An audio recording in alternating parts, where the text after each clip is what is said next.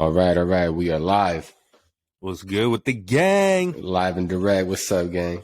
Shit, you already know. You know what I'm saying? We're back for episode number 5 of the Dope Individuals. Number 5 in this bitch. We gotta be honest with y'all. You know what I'm saying? It's been a minute since we talked to y'all, but we wanna just give you a little bit of insight. You know what I'm saying? Obviously, with it being holiday season, and a bunch of shit just going on around the world. You know what I'm saying? Me and Maanz have been real busy. Obviously, we got our own lives. You know what I'm saying? Outside of this, so. We've been making moves, man. You know what I'm saying? We've been making moves, staying busy, staying on our grind, you know. So apologies for the delay, but we're back giving it to you live and direct. Facts. Yeah, we back live. You know, we had some technical difficulties too, but my boy done upgraded. He got the full-fledged MacBook Pro in this bitch now. So we fully MacBooked out. We good. We solid with shit, so we coming to you every motherfucking Monday in this bitch. We've been gone for a little bit, but, you know, as my G said, we've been making moves. Shit goes on, you know. We just had a bye week. That was it. Well, we here. We still here for y'all. We not going to dip out on y'all. We not going to ghost y'all. So we here. We popping, and let's get it. I'm fucking sipping some Pinot on this fine day. Okay. You on the wine hype. I'm on the wine hype. This shit is some fucking wine from Oregon. Some light, just some smooth. Got the Pinot with me. You sipping anything? Yeah, I am, but I want to hear what's the name of your wine. It's called Duck Pond. The brand is Duck Pond. Duck Pond. Okay. Very curious. The logo's kind of sick. That's why I kind of fucked with it. And I was like, I mean, we in California. I'm always sipping California wine. Let me switch it up. Get some Oregon wine in this bitch. See what's up. Yeah, it's not bad. I'm kind of fucking with it. It's like it's less than $20. It's not nothing fucking crazy. Like, you know what I'm saying? You gotta expand your horizons. You know what I'm saying? Not everything expensive mean it's good. You know what I'm saying? You can always find good quality stuff when it's cheap. Facts. And that's with anything. Damn. Facts. Except tattoos. Facts. You know what I'm saying? Except tattoos. Unless your boy is just really fire at tattoos or something, he gives you a massive discount. But other than that, bro, like, unless your partner's already make sure the tats, ink you put on your a tattoo is something you definitely want to pay money for. Your body is cool. Yeah, facts. Yeah, don't cheapskate. Cutting no corners there. Definitely not. But yeah, dog, I'm sipping on some rum tonight. You know what I'm saying? I made some rum. My guy got the rum. My own little version of a dark and stormy, you know what I'm saying? So it's cool. I actually really like it, you know what I'm saying? I'm switching it up from what I usually do with the rum and pineapple. So it's cool. I like it. Nice. What kind of rum is it? You got to put them on game. What kind of rum is in the cup?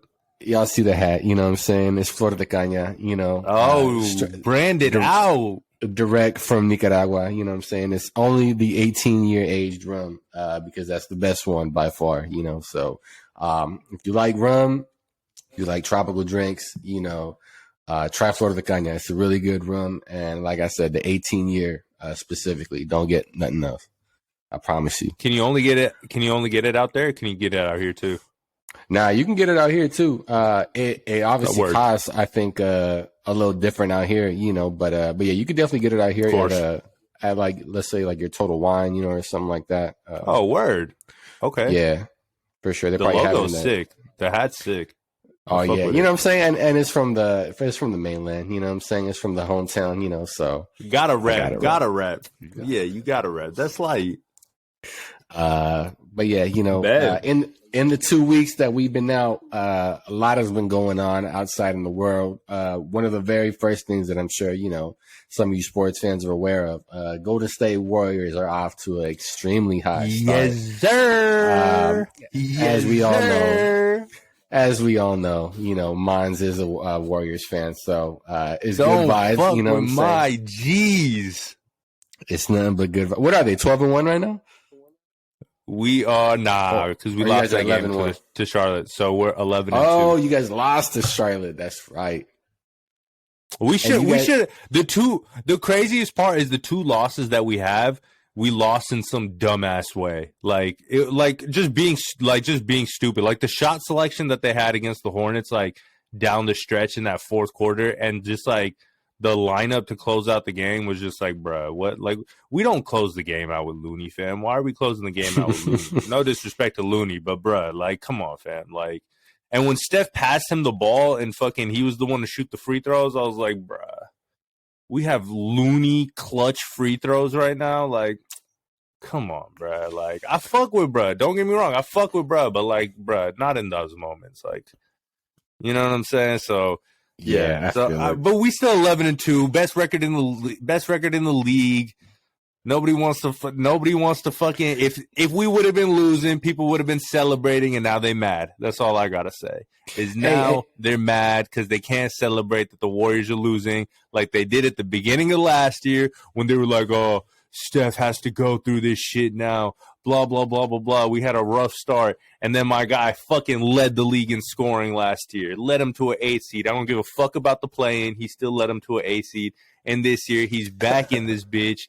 In MVP contention again, still scoring in this bitch. The only one to have 50 this season, by the way. While all your favorite players are complaining about the fouls and shit, my guy putting up 50. That's all I got. 40 and 50. That's all I gotta say. Nobody else is doing that shit. They complaining. You got fucking Dame Lillard talking about these fouls are fucking ridiculous. He's averaging 18 a game right now, bro. Dame Lillard is averaging under 20 a game right now, bro. I don't want to hear no shit, bro. My guy has been separated from everybody else in the league, and if it took y'all these new rules to finally understand, bro, Steph been playing through shit. He has scratches on his arms for the past 5 years. He gets fouled off ball all the time. He don't give a fuck about these new rules. He just playing like normal. That's it. Hey, and I'm gonna keep it real too. Like, I forgot what page I saw it on social media, but they were highlighting the rankings of where the Warriors are at and like all of these defensive and offensive metrics. And bruh, they're dead ass like top 5 in every fucking metric. I'm like, yo, I didn't realize y'all were going to be coming for our necks like this, you know. But one thing I will say too is you really got to credit, you know what I'm saying, some of the role players that have really stepped up, specifically Jordan Poole, specifically Gary Payton, you know, those guys. Even Kuminga has been looking a lot better lately, you know.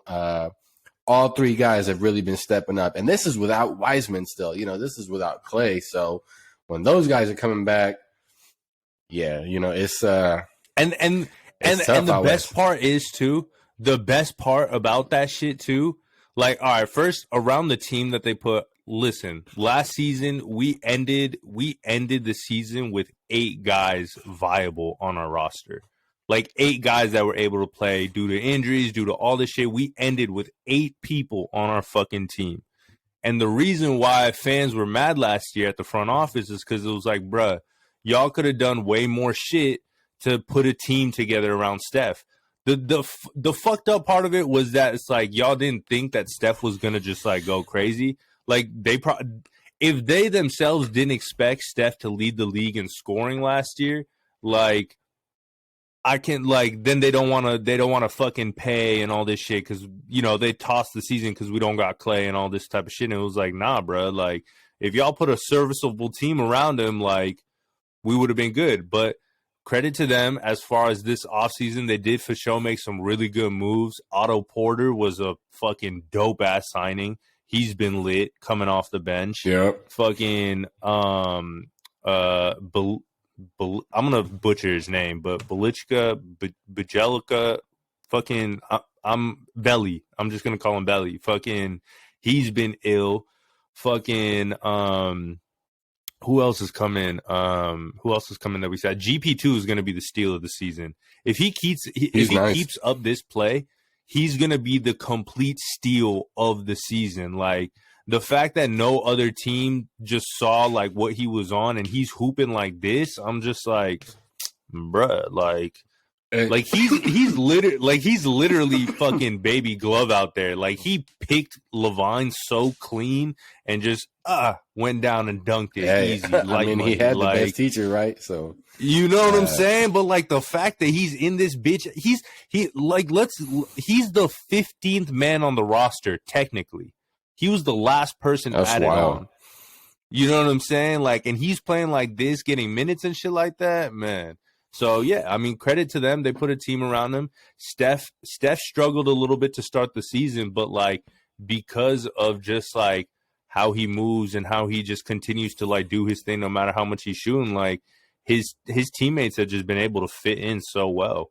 And I don't want to hear no more fucking Wiggins slander either. Like, I get it. Wiggins has been putting more aggressive. Work.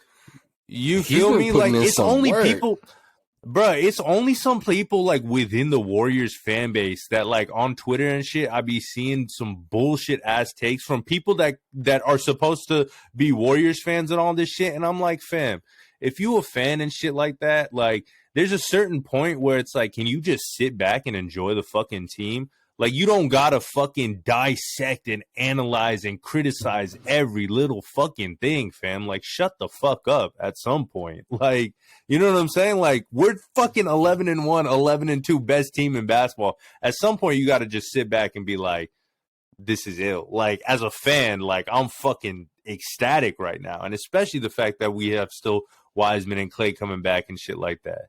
But yeah, Wiggins he's been getting more aggressive lately. There were some talks of him at the beginning of the season having like sore knee and shit like that. So we good. We getting everybody back right. Everybody's just playing their role well right now.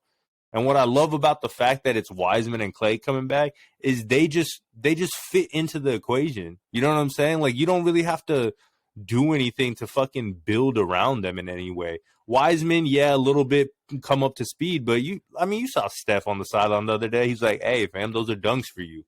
That's it. I need you dunking. I need you dunking and blocking shots and getting rebounds.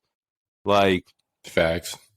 That's it. Like, come on. You could shoot every now and then. You open, whatever, but that's what you're going to be doing. Let me ask you this. Role. So, the way I've been seeing GP play, he got some hops, bro. He got some nasty dunks. Mm-hmm. Do you think he has enough hops to make the dunk contest?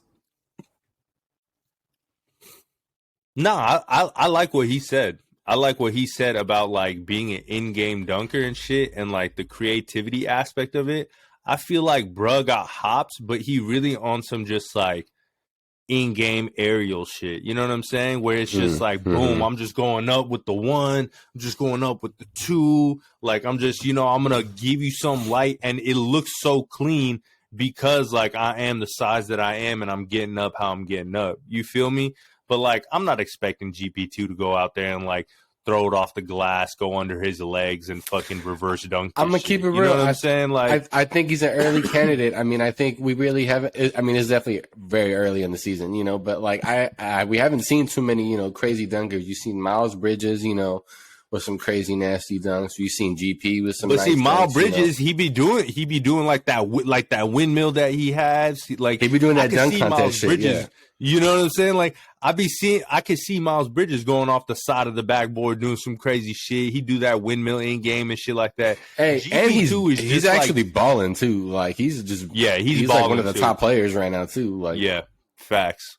Him and LaMelo got a little 1-2 thing going on that's gonna be fire for years to come. There. And they got Rozier at the 2. Yeah, they're nice. Yeah, they got a nice little squad for me. It's definitely looking like playoffs for them this season if they can stick to this shit. Dog, it's looking like a 1 seed for the Warriors if they keep this shit up. I'll tell you this right now. I'll tell you this right now.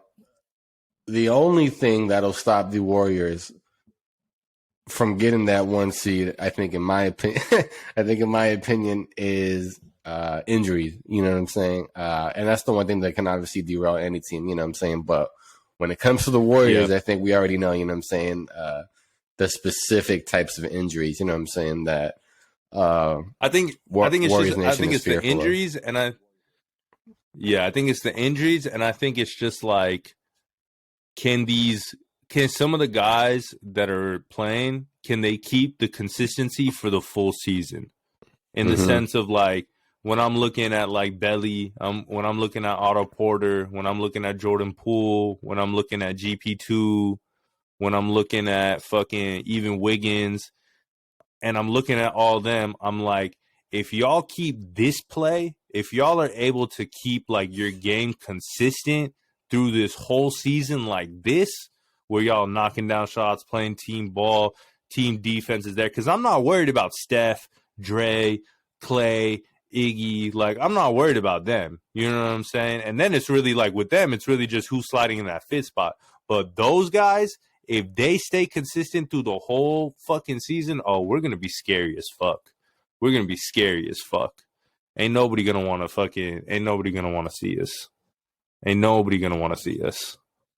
Because, like, it's really on some fucking, like, team shit, and it's going to be led by Steph, Clay, and Dre again. And we still got Iggy. And shit, Iggy fucking finessing. He finessed Miami, and now he out here dunking again and shit. Yeah, I mean, any team that, in my opinion, you know, that wants to have a fight, you know, or wants to have a real claim for the West is going to have to be a healthy team, I think, in my opinion, because I think there's way too many players out West with way too many weapons for an injured team to make it that far. You know what I'm saying? I mean, you take any team in the West, right? If you take any of their big players away, are any of them really title contenders? You know, for example, if you take, let me ask you this: the Warriors without Clay all season, do you think they're a title contender? Yes. I do. I don't know why I asked you because I feel like I knew you were going to say that, but I can see the argument for it. You know, it's gonna be on some like they're playing like this. If they're playing like this, and we still don't even know what Moody and Kuminga are yet, and Kuminga has like been shown some flashes in the past 2 games, right? Mm-hmm. They playing like this, yeah, because who else we really got to go up against? You know what I'm saying? Like when we're thinking about the teams in the West, right? When we're thinking about like, let's say the Suns, right? Like, okay, they got CP, they got Book, they got Ayton. If we're looking at an Ayton Draymond matchup, whatever type shit, that's gonna be fun. Like that's gonna be a fun matchup to see like how he goes up against him. And then, I mean, Steph is going to win that CP3 matchup. Like, we've seen that shit before. You know what I'm saying? So, really, it comes down to then fucking Booker, but, like, against, like, our role players. But we got Wiggins, too, and Wiggins plays defense, and he'll guard whoever. So, now we got Wiggins on Booker. Like, the matchup is there. You know what I'm saying? Like, I'm not worried about matchups against them. If I'm looking at anybody else, Denver, if I'm looking at fucking like shout out to the fucking Clippers though. PG been holding them down for the past fucking they're on like a 7-game win streak, I think, too, without Kawhi and shit. So they for sure him, Reggie Jackson. They've been doing some shit over there for sure. They've been doing some shit over there for sure. But the Warriors still beat. It's the normal Clippers, regular season shit, and then amount of shit. Who else? I mean, if we looking at the Lakers, like matchup wise, I mean, hey dog, matchup wise, we got the matchups for anyone. It's just a matter of whether they can fucking play the way they gotta play. AD don't play good against Draymond. AD don't play good against Draymond. And if we're talking about it through a whole series, he could do enough though. He could do enough. I feel like. So this is the thing. A series. He could do enough if everyone else at least just did enough and did their part. My issue is that I don't think Westbrook is going to be able to do his part. We've seen it before. You know what I'm saying? I don't think it's going to happen. And I'm being completely honest with you. I don't know whether LeBron is going to be able to do it anymore either. Like the way he's been before. Like he can, but. Fuck, you see how injured he's been this year. You see how injured he was last year. You could tell it's clearly starting to affect his game. It's starting to hamper his ability, so. And AD's made of glass, so it's a matter of time before that motherfucker breaks something, knock on wood. Listen, AD, to me, AD has the most shit to prove, and he better do that shit this season. Because it's looking a little fraudulent out on AD. He's been playing like it so far. He's been playing pretty well. But, see, this is the problem with the fucking Lakers. He's been balling out, and we've been barely fucking winning. You know what I'm saying? Like, our stars have been playing well, and when they're playing well, we're winning by 3. It's like, against the fucking Rockets and shit. Like, the game where we beat the Rockets by 3, Westbrook had 30, LeBron had 30, AD had 30. and we still won by 3. Bruh, when your big 3 is scoring 30 plus points, you're not supposed to be just winning by 3 against the fucking Rockets. You know what I'm saying? Like, that shit just doesn't make sense. And I was like, dude, there was this play where, what's his name? The rookie, what is his name? Suggs? Is that the rookie on the Rockets? Or is it Green? No, Jalen Green, yeah. Green, he hit a 3 with like 20 or 30 seconds. And that shit looked like the type of 3 you shoot in like a pickup game in high school, you know, but the dude made it, you know, and they were hell that close. step back that he had on AD was nasty. It was nasty, you know, and when he hit that, I was like, oh my God, we're about to lose to the fucking Rockets and this fucking rookie. I was like, bruh, what is the world coming to right now? Thankfully, we pulled it off, you know, but like we've been having way too many close games, you know, like it's Melo, it's though. way too close for comfort. Melo's hit him. He's been nice, you know what I'm saying, but he's also he's streaky, you know what I'm saying. He'll have hot streaks and then he'll have cold streaks, you know. It's for sure. I'm looking for a little more consistency if he's gonna have to play that. I mean, he can't or that he much. Can't be your second best player either. Like he's really can't. in that role. He cannot. He's really in that role of being like the 4th, 5th scorer, and it's like you don't mind if your 4th, 5th scorer is streaky because he could have 25 one game. He might have 10. He might have 10. That's all I ask game. for when you're the 4th, 5th scorer. Like the fact that your 4th, 5th scorer could potentially get up 25 is lit, but like I don't know, some like I don't see it all working out yet. I've been seeing some shit of like Gilbert Arenas talking about coaching of the Lakers and shit like that. I saw that he put out some fucking lineup, and I was just like, bruh, what the fuck kind of lineup is this? He wanted fucking like DeAndre Jordan, Anthony Davis, and who's the other center that you guys have? Dwight Howard. Dwight Howard. He wanted Dwight Howard, DeAndre Jordan, Anthony Davis, LeBron James, and Westbrook to all play at the same time. And I was like, "What? Why? Oh my God!" I didn't even, bruh. I didn't even click.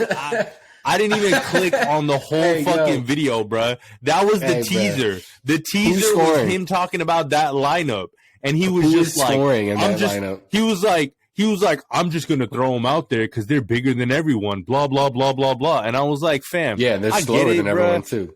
I get it, Gilbert. Like, you played in the NBA. You was nice. Hibachi, all that type of shit. But have you not seen how some of these point guards do these big men dirty now?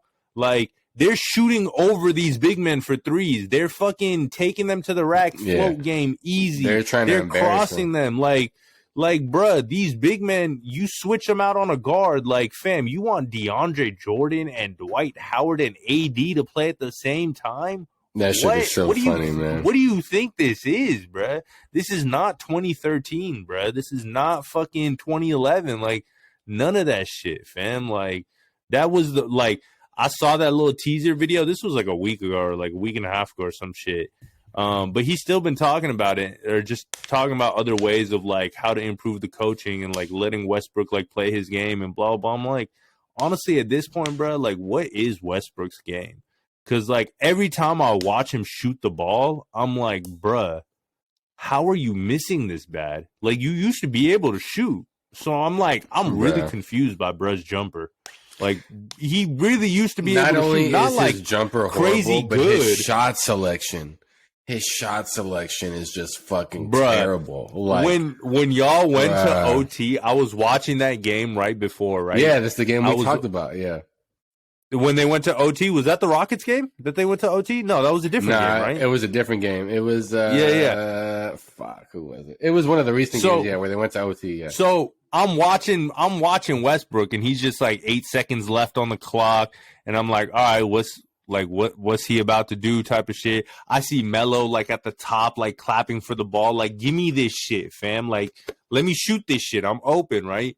And he's just dribbling, and then he just pulls up this wing 3-pointer. And I'm like, out of everything you could have gotten, it's a tie game right now. Out of everything it wasn't even you a close shot. You just put up a pull-up three? Like, that was your shit? If that was the case, you might as well just give him the ball to Melo. I would rather have Melo shoot that pull-up three than you, bro. Like, 10 Melo has times out of a 10. better chance of making that bitch than you do, fam. Yeah, dog. So, I don't know like, what the fuck I was just mad doing. confused by that. I was like, damn. That was the game against Miami. I was like, damn, are they about to lose this game because of that fucking shot? But then they ended up winning that game in overtime, and like, shit was cool, yada yada. But like, thankfully, yeah, I don't really know. Like, what, like, bruh, dead ass, just from like, not even on no hate shit. Like, obviously, I'm gonna talk shit about the Lakers, all that type of shit right now. You know, whoop de woo, whatever. But like, all right, I'll talk my shit too. I don't know what the fuck Westbrook is going to do in a 7-game series. Like, in a 7-game series against a team in the West, what does that look like for bruh?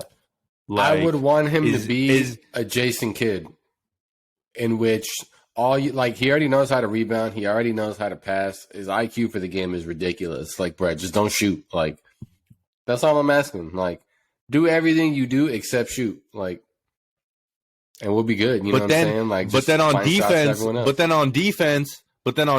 are they playing him like Rondo? Because then that's gonna suck for everybody else. What do you know mean? what I'm saying? Like if they sagging off of him and they're just like, all right, you could shoot the ball. Like, we don't give a fuck. Like, we're just gonna sag off of you, play help defense, and like clog the paint type of shit. Then it's just like, you gotta adjust from there, and you got AD that want to like stretch and shoot the three and shit too. I mean, he don't even shoot it that well. Like, he definitely has to adjust. I think. I mean, there's a few different things he can do. You know what I'm saying? I think when they're trying to play defense like that, you can either just try to drive it to the hole and either hope for the foul, you know, or if they try to end up, you know, after a while, I think they're going to end up doubling you or trying to cover you in the paint, you know. So hopefully you get to kick it out. You know what I'm saying? For some shots at that point, you know, it might take a few plays, but.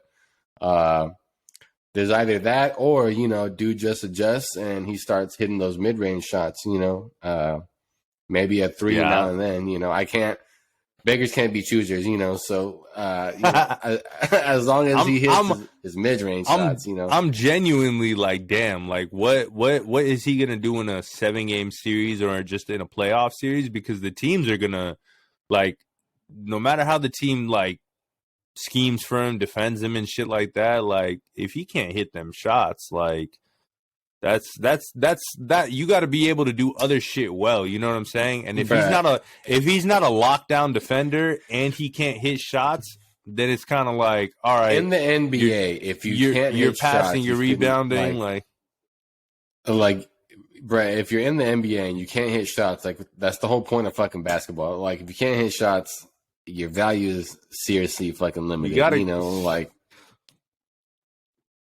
we'll see though. I know you going through it a little bit with your Lakers right now. Bron is out. Fucking got man. Kent Bazemore doing cardio. Kent Bazemore, hey, bro, Warriors fans tried to tell y'all about Bazemore, fam. We tried to tell y'all about Bazemore. Like, we knew. He out there. We knew, dog. We knew. Nah, it's fucking Pelinka that didn't know. I seen some Lakers fans in denial, fam. I seen some Lakers fans that think those that are the LeBron fans. Those aren't the real Lakers fans. Those are the Bron fans and the Westbrook fans. All right, the real Lakers fans know for a fact. You know what I'm saying? I'm weak. I don't understand. He out there doing cardio. Bro, and y'all got A.B. We know Bradley for a fact that Bazemore wasn't the truth. You know what I'm saying? Hey, Bradley at this point is just there to fucking fill the roster and for some defense. You know, like, facts. But think about it like this: I don't know. We chose GP2 over Bradley. Clearly, it was the smarter move. I don't blame you guys. You know, at that time, they were like, "Oh, not only that, but that's a lot of youth yeah, too." You know what I'm saying? It was like, "Oh, Avery Bradley, blah blah blah," like all this type of shit. But like, man, Warriors were trying to warn the Lakers, and the Lakers were like, "Nah, we're gonna welcome y'all in with open arms, bruh. Come over here, Kent Bazemore. You're gonna start." They told him he was gonna start. Now he's riding the bench, bruh. And then I'm weak. LeBron's been out for like a week or two almost. Like, they're saying he's gonna be out for potentially 5 to 6 weeks. I'm like, I feel like Bron is just posted. I'm like Bron is. I'm like, we've reached that point in your career, Bron, where like you're just like, damn, man. Hey, Just but you know starting what? to hit you, like, damn. You know what? I don't blame him though. Like, do your fucking load management shit. AD and Westbrook and whatever the fuck else, like, should be enough to win some fucking games. Like, y'all shouldn't be below 500. It should be enough to make the playoffs. That's for sure. You know what I'm saying? And I think at this point, that's all Braun cares about. Seed. Yeah, I don't think we're aiming for any top seed, and I think LeBron is. You're right. Accepted that. I think he's definitely expecting that we make playoffs. As of right now, technically, we're in the play-in game. I think we're the 7th seed, so we're in the play-in game again. Been there before. I mean, we've done it before. But obviously, we don't want to be there because that sudden death shit is. I'm gonna tell y'all this: y'all not playing the Warriors in the play-in this season. That's for sure.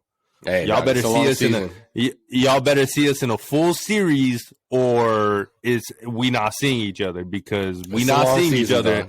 We not seeing each other in the play-in this year. I'm gonna tell you that we not seeing. Yeah, we not seeing each other in the play-in this year. It's a long season. Hey, we'll listen, see you guys in the playoffs. We'll see you guys. All I'm saying, we can see each other in the playoffs, but it's gonna be a full series. We not seeing nobody in the play-in. That's all I'm saying. We not seeing nobody in the play-in. Playing games are going to be foreign to the Warriors fans this year. Fuck that playing shit. That's fair. We gonna watch other team. We gonna watch other teams go through that shit. I'm gonna knock on wood, but we gonna watch other teams go through that shit. Not this year. Yeah. Not this year. Not this year. Nah. I feel it. We'll watch like fucking. We'll see like Portland and fucking Memphis go at it or some shit like that.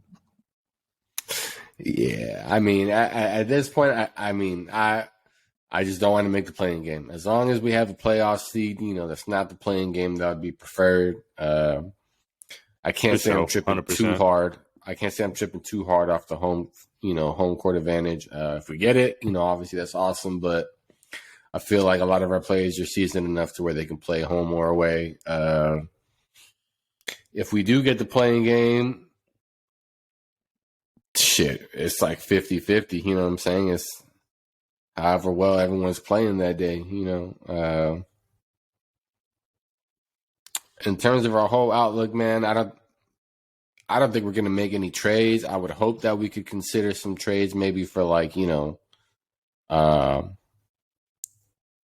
Russ, or like some of our other like role players, but we'll see. I don't think, that we will. But maybe it all depends on how we're doing by that time. I personally, I don't really see any trades happening for the Lakers. Like, cause I'm like, who on the Lakers is someone going to trade for?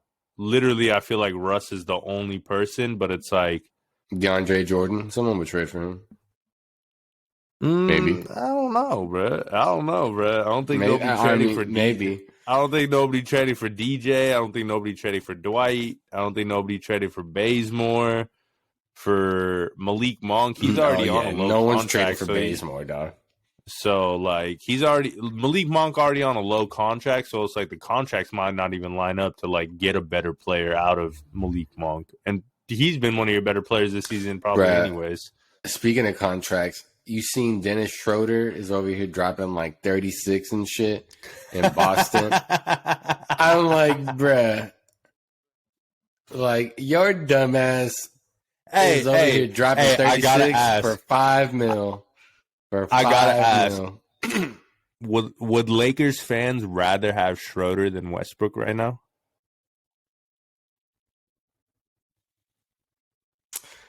I would say overall it's probably divided, but if you're asking me personally, yeah, I would take Schroeder.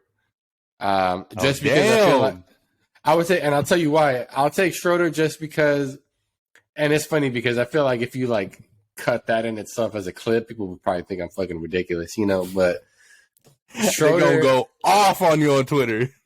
I don't give a fuck, like y'all motherfuckers haven't been watching the Lakers. I ain't been watching fucking basketball like I have, fuck y'all. So the fucking Schroeder, like he was there last year. He already has the chemistry, of playing with all these dudes. As we see, he's balling, He knows how to score, and that's what we need. We need scorers. We don't need more facilitators. We already got people to do that, you know. Is Russ being there cool? Yeah, absolutely. You know what I'm saying? Like, there's a ton that he brings to the court. It's just not necessarily the top priorities that we needed. You know, Schroeder offers more of those top priorities that we needed for our current roster in terms of what we need for our formula to win the championship, you know. So it's I feel like better roster fit.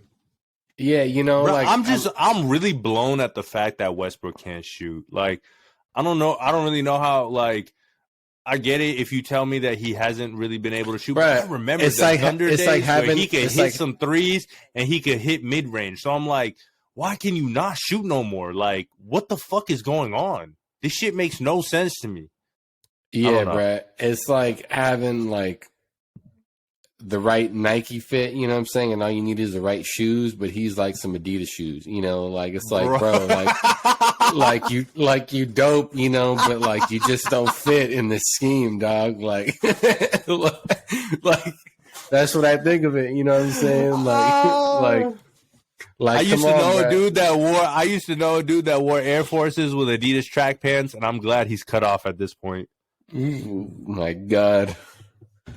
Forces, because bro, you can't do that, bro. I don't want to see no Forces with Adidas soccer pants, bro. Get some fucking Nike sweats or get some Adidas shoes, fam. Yeah, you gonna have to pick a side, bro. You gonna have to pick a side. Y'all can't wear Nike with Adidas, all right? There's some brands you can CrossFit, you know what I'm saying? And Nikes and Adidas is not one of them. To all the opposition that's like, oh, why do y'all gatekeep about brands and fucking this and like that? You can cross brand. No, the fuck you can't, fam. Like, no, you just can't, fam. Like, you cannot wear fucking Nike shit with Adidas shit, fam. Like, you could cross brands on some, like, I'm gonna wear some Louis V with my Nike, or I'm gonna wear some fucking Gucci or some shit like that. You could cross brands like that, like a Gucci shirt with Nike sweats. All right, cool. Fine, you know what I'm saying? But if you wearing Nike pants and Adidas shoes or fucking Nike shoes and Adidas pants, like, you just gotta go, fam. Like, you just gotta go. Like, I don't know what else to tell you, what the fam. Fuck? Bruh, like, just why couldn't you just get the same brand for the shoes? I know you have another pair of shoes. Like, I know you have some Adidas shoes, so why can't you just wear the Adidas shoes with the Adidas pants and wear the Nike shoes with the Nike pants and just make the world be, you know, or like, fam, like, when you're gonna wear a brand, if you don't have another matching brand, just wear some solid colored. You feel me? Like, just don't. Sometimes not everything has to be a brand, you know. Like, so like it could just be a plain black tee. I could just wear a black tee. You feel? Yeah. Like, I'm not saying you got to be fully branded out, but I'm saying, but don't go out with some Adidas and Nike. Like, just don't. Yeah, bro. Like, I don't know. And because they're rivaling brands. Like, if it was like, I don't know. They're like the rival brands. Yeah, like, I don't know. But still, even just like other brands too. Like, I don't be trying to wear fucking like Puma shoes with like Nike sweats. Like, I'll wear some like other type of sweats or some shit like that. You know what I'm saying? Like, I'll wear like a brand. Like, I don't know. Just don't do that shit, man. Just, I don't fuck with that shit. I don't give a fuck if y'all do that shit. Like, I'm sorry, fam. Like, I'm never gonna think that shit is cool. Like, yeah. As a matter of fact, we're gonna look at you and think you tacky as fuck. Like, we're gonna look at you and be like, fuck. Yo, why? You know, like, that's the only question we're gonna have in our minds is why. You know, what made you think that was cool? You know, or that was acceptable, that looked okay. You know, but hey, to each their own, I guess. You know. But I did want to touch on fucking, or I know we wanted to touch on, you know, this Astroworld shit, dog. I know we be talking about, you know, everything that's going on. Before we get to Astroworld, though, speaking of just Houston for a second, I just have a potential trade for you that I thought of. Westbrook for John Wall. And what if Westbrook goes back to Houston? Because they both roughly make, I think, like the same amount of money.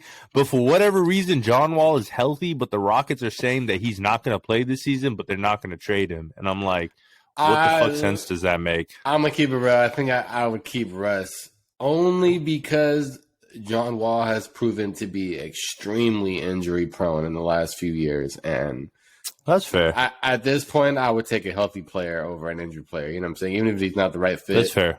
At least he can play. You know. That's fair. Bet. Yeah, I just wanted to. I wanted to get that off because I saw an article that was just like he's I would not trade playing Westbrook this year for Green for sure. Yeah. I mean, yeah, but you know they're not doing that. I mean, they're rebuilding. Do that. They're like that, you know. They already went through that. But I would have said a Christian would too, but we don't need him. You know what I'm saying? We got AD. Yeah. So it's all right. But bet. Yeah. No. Moving to other things in Houston, this Astroworld shit. First, like, most prayers and fucking blessings to the now 10 lives that were lost. I think when it first came out, it was 8, but now it's 10 due to some people in the hospital. So prayers out to their families. No one, I mean, obviously it's a tragedy when you lose anybody in your family, but no one should have to lose their loved one, especially like that. Like when, you know, you thought that they were just going to some, you know, fun event, and that type of thing. And something like that happens. That's just no family, no friends, none of that should have to go through some shit like that. 'Cause you know, them people were with people that, you know, whether they were with family there at the event, whether they were with friends at the event, like, you know, they were with people. They didn't just go to that shit by themselves. So it's like they shouldn't have to go through that, and the family itself shouldn't have to go through that. So definitely prayers up to all the victims of Astroworld. Yeah, man, it's a real unfortunate, real traumatic event for sure. You know, for all of us that really love music, you know what I'm saying, and that love going, like, you know, I'm a person that loves music, loves going to concerts, you know what I'm saying? That's like one of the best places to like vibe out to music, you know. Facts. So to have, you know, an experience like that at that type of environment, you know, you got to keep in mind a lot of these people were probably under their influence, probably having the time of their lives, and to go from such a high to such a low, you know, and such a scary, you know, aspect, because you got to, you know, if you put yourself in their shoes, you know, everyone's fucked up, you know, there's a lot of ass music, you can't hear shit, you know, you may or may not have excuse me, you know, like your boys or, you know, your friends like with you, you know, that you might be separated, shit, you might be the one, you know, like kind of trapped, you know, like in the mosh pit. Like I'll tell you this for now, you know what I'm saying, like I've been to a Travis Scott concert, I've been, you know, part of their mosh pits, and that shit is ridiculous. You know what I'm saying? That shit is something else. You know, it's a whole nother experience. And I don't want to say that I was like, bro, I was at it for Rolling Loud when it was here in the Bay Area. And that shit, I mean, he was the main event, I think, for one of the days. And I had a pretty good spot, you know what I'm saying, to see him, because I had been there early. And so I was right in the middle, you know, right in the thick of everything, dog. And that mosh pit, I mean, for those of you that haven't been in a mosh pit or haven't been to a Travis Scott mosh pit, it's literally just a bunch of dudes from maybe like 16 or maybe even a little younger to like maybe, you know, early mid-20s, just shoving the fuck out of each other, you know what I'm saying? With like everything they got, you know what I'm saying? Like in big ass groups, like everyone is being smothered. It don't matter who the fuck you are, don't matter how big you are, you know what I'm saying? You can shove people back for sure. That's what I was doing, you know. You almost have to, you know what I'm saying, to kind of like survive in that mosh pit. And I'm gonna keep it real, you know what I'm saying? Like I remember there was a point in some mosh pits, if they do it like a real mosh pit, you know what I'm saying, it'll get to a point where they'll make a big ass circle, you know what I'm saying, and like almost like a high school fight type of shit, you know what I'm saying. They'll make a big ass circle, and in the middle of that circle is where people will be like ramming into each other, you know what I'm saying, or like on purpose, you know what I'm saying, like just for the fuck of it, just bam, you know what I'm saying, trying to like fuck each other up, you know what I'm saying. Like most of these people may or may not, you know what I'm saying, be on some shit, but the whole point of it is just to get fucked up and run into each other, you know. So I remember I had to run through the mosh pit just to make it to the other side, and that shit was a little that shit was an experience in its own, trying to dodge people and, you know what I'm saying, like push people out the way. That's some Hunger Games type shit, you know. Bruh. it's crazy, you know what I'm saying? I remember being smothered at a certain point, you know what I'm saying? I remember hella people being on you, and you definitely feeling like you can't breathe, you know what I'm saying? Like for a second, you know, to hear that that's how these people basically, you know, that's how some of these people, you know, passed away. Others, you know what I'm saying, kind of fell and just couldn't get back up. You know, it's horrible, you know. It's I'm sure for those people it'll never be the same again, you know, to go to a concert, listen to his music, you know. I'm sure for Travis Scott, you know, it'll never be the same. I'm sure as an artist, you know what I'm saying, someone like him that you know, I'll say promotes the mosh pits, you know what I'm saying? Because let's keep it real. The dude always, you know what I'm saying, was on social media or talking about, you know, make this mosh pit, let's make the biggest one, you know what I'm saying? He was always on it, you know what I'm saying? It's part of his thing at a concert. Right, he's that. I think that's the biggest thing that, like, I can kind of sort of take away from this is that aspect of, like, he's been inciting this type of energy for years. Like, if we really, really, really, like, dive into his, like, demographic, are there older heads like fucking like us and shit like that fuck with him and fuck with his music and shit like that? For sure. Like, if you would have asked me years ago, like, Travis Scott, for sure, one of my favorite artists. Like, and even to this day, like, them albums that he's put out have been fucking fire. Like fire. Rodeo, Birds in the Trap. He puts out some dope ass music, yeah. Birds in the Trap is a fucking classic. Astroworld was fire. Astroworld. Yeah. So you think of the product, like, he makes good music. He for sure makes good music. But also when you dive into his demographic a little bit more, like, it's like you very much have the younger heads. You have the fucking, you know, white dudes, all this type of shit, young dudes, and, like, you know, you got the hype beast spectrum, and then you got the, like, quote unquote ragers, and, like, the ragers of all different races and shit like that. And yeah, all right, ragers, like, y'all are sick, y'all are cool, like, enjoy it how you want to. But when it comes to a point where how you're enjoying an event or some shit like that is putting somebody else at risk or putting someone else in danger, like, that's when you need to take a step back and really fucking, like, be like, what am I doing here? Like, the fact that people got trampled on and shit like that, like, to me, that's some like basic human and empathy shit. Like, you don't see somebody on the ground and you're like, yo, like yo, what stop. The fuck did I like, just step on? Yeah. Like, yeah, like, let me help them. Nothing. Like, like, what the fuck is that shit? Like, you're just so caught up in the event and trying to get close to the stage or trying to vibe out to Travis Scott or some shit like that you don't notice that this shit's going on. Like, nah, fuck out of here with that bullshit. Or I saw some people that were like climbing on top of the emergency vehicles and, like, raging on top of the emergency vehicles as they're trying to, like, get people out that need, like, actual help. Like, fam, you got to know when to fucking, like, when to stop, bro. Like, that's all I can really say is you got to know when it's like, yo, this is not the time to be doing that shit. Like, but from the angle of the artist, like, unfortunately, Travis Scott has been inciting that shit for years. Like, I've been to a few Travis Scott concerts myself. Like, the first, like, one of the ones in SF, like, he fucking, like, made someone, like, jump off the stage or some shit like that, or, like, some shit off the side of the speakers. And, like, he's you know, like, there's that one story where he, like, made somebody, like, jump off from the balcony. He said people were gonna catch him. He got paralyzed or some shit like that. Like, just like,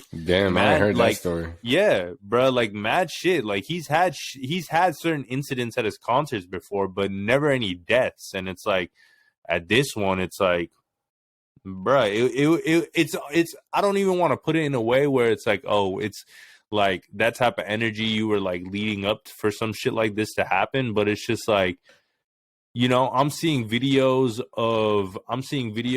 of like people running through the security and, like, running through shit like that and all that type of shit. And, like, people have said videos on some, like, oh, well, the security should have been that much better and all that type of shit. And I agree with you. The security should have been better.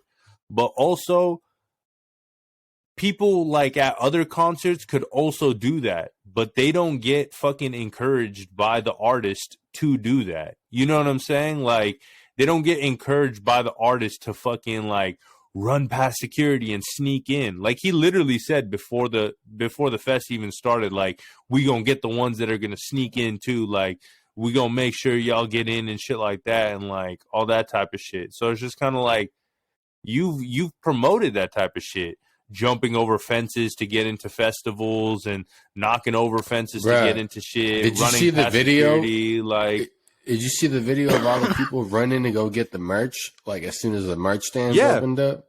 That's what I'm saying, bro. These like, people were jumping over fences. Like, holy shit, bro.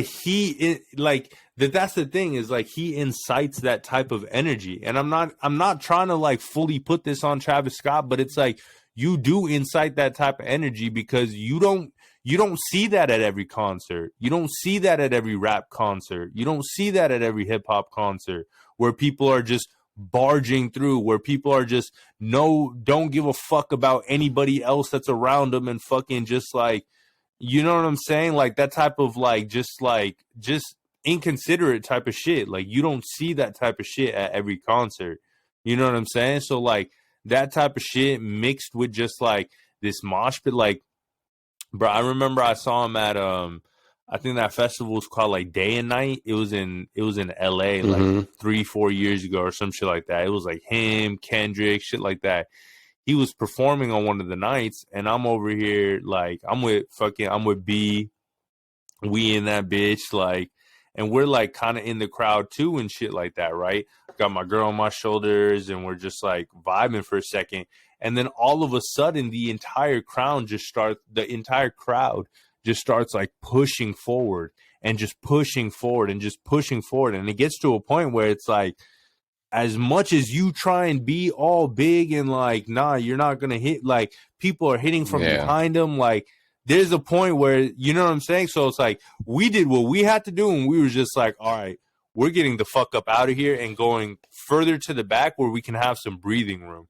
I don't care if we're further away. At least we're not in this bitch fucking just getting pushed from the back and just fucking like suffocating in this shit. You know what I'm saying? And it's just like, you just have a lot of inconsiderate ass fucking people that forget what humanity is, forget what empathy is and shit like that. But like, it starts with the artist, you know what I'm saying? And like, he's very much just kind of like built this like rager brand and rager fan base and shit like that. And other people fuck with his music, but the ragers and shit like that are the ones that are like those fucking like diehard fans and shit. You know what I'm saying? So to me, I'm just kind of like, that's kind of what led to this shit. Like, that energy and the fact that fucking staff was incompetent as fuck. Like, I've heard like mad stories come out, and like they were just not prepared. It's not even that they were not prepared. They didn't even care to be prepared, and that's the worst part. Like, you're putting on an experience for all these people, and you don't even care enough to like put the right shit in place for their safety. Like, that's fucked up. That's fucked up. Yeah, man. It's hopefully he learns from the event. You know what I'm saying? I think at this point he don't really have a choice. You know, I saw that there's at least 10 lawsuits headed his way, you know, or some shit like that. So and I don't want to see the rebrand shit, bro. Like, Travis, I don't want to see the rebrand shit. Like, I don't know. I don't know what you need to do to like address this, take it on. I'm not really sure, but like, there's some shit that like, you got to say some sort of, I feel like there's got to be some sort of message and accountability in the type of like raging and energy and shit that you've incited. And if you don't speak on any of that, then like, I feel like, fuck your rebrand, fuck whatever like it is that you try and do like after this. Like, if you're not gonna fucking hold yourself accountable for that type of shit, I don't know. Like, I feel like that's fucked up, because you've built a brand around that shit. So like, you should very much acknowledge that like that. I mean, that kind of led to this shit, and I understand that like doing that may cause you to lose lawsuits or whatever the case may be. But I mean, bruh, let's put it like this: nobody should ever die at a music concert. or Facts. festival ever. Now, Facts. if it was on some shit where they like pop too many pills or some shit like that, yeah, you can't really control that type of shit. But in the way that they pass and all that type of shit, no. And I'm not gonna sit here and believe that fucking somebody was going around and injecting people with shit with a needle. Like, I don't believe you, fam. I'm gonna keep it a buck. I've been in crowded situations enough. I don't even think somebody would have the fucking like capacity to be able to do that. Like, you know what I'm saying? Like, that's not like an easy task to just start injecting people with fucking shit like with a needle. You know what I'm saying? Like, that's not just some easy shit to do in a crowded ass space. So I'm not rocking with that fucking excuse or none of that shit either. Yeah, exactly, bro. But you feel me? I honestly think he's probably going to come out with a message, probably soon about his raging, his mosh pits, and how he wants to stop that, how it's come too far, or I would think that's what he's going to do. You know what I'm saying? I would think that's probably the best thing to do, but we'll see, Facts. We will see. In other news, last time we talked, I know you were saying that you had a New York trip coming up. As we can see, you got the hat on, you know what I'm saying? I know you just came back. So I had to get you feel me? You got to tell us what was going on, you know what I'm saying? The Big Apple. Shit, bruh. Just shit was a vibe. Like, so I got there Halloween night, or like Halloween during day and shit like that. Went out a little bit, and the hotel that we stayed at was like right next to Times Square, like literally, bro, nice. a block from fucking Times Square. Nice. And the reason I got that spot was because the conference, the NFT NYC conference that I went for, all the events were in Times Square, so I didn't really want to be like further away or nothing like that. I just kind of wanted everything to be walking distance and shit like that, and that's pretty much how it ended up being. But stayed at this hotel called the Hotel Edison. Pretty smooth hotel. I will say this, that like joke that you see about New York and like space and fucking like the amount of space that you have in an apartment or a hotel room, like small as fuck. It's like, bro, you really gotta book a suite if you want some type of space. Like, you'll see what the square footage is, but like, damn, like, shit really be small. I'm like, this is how y'all be living out here? Like, let me just tell you real quick, downtown Tokyo is the exact same way, bruh. Small as fuck. Shit is wild. Yeah, I'm like, need a suite or some shit out there next time for Shelly. But so stayed in Times Square. I mean, that day was kind of just more on some chill shit. Very much just fucking like went out in Times Square a little bit.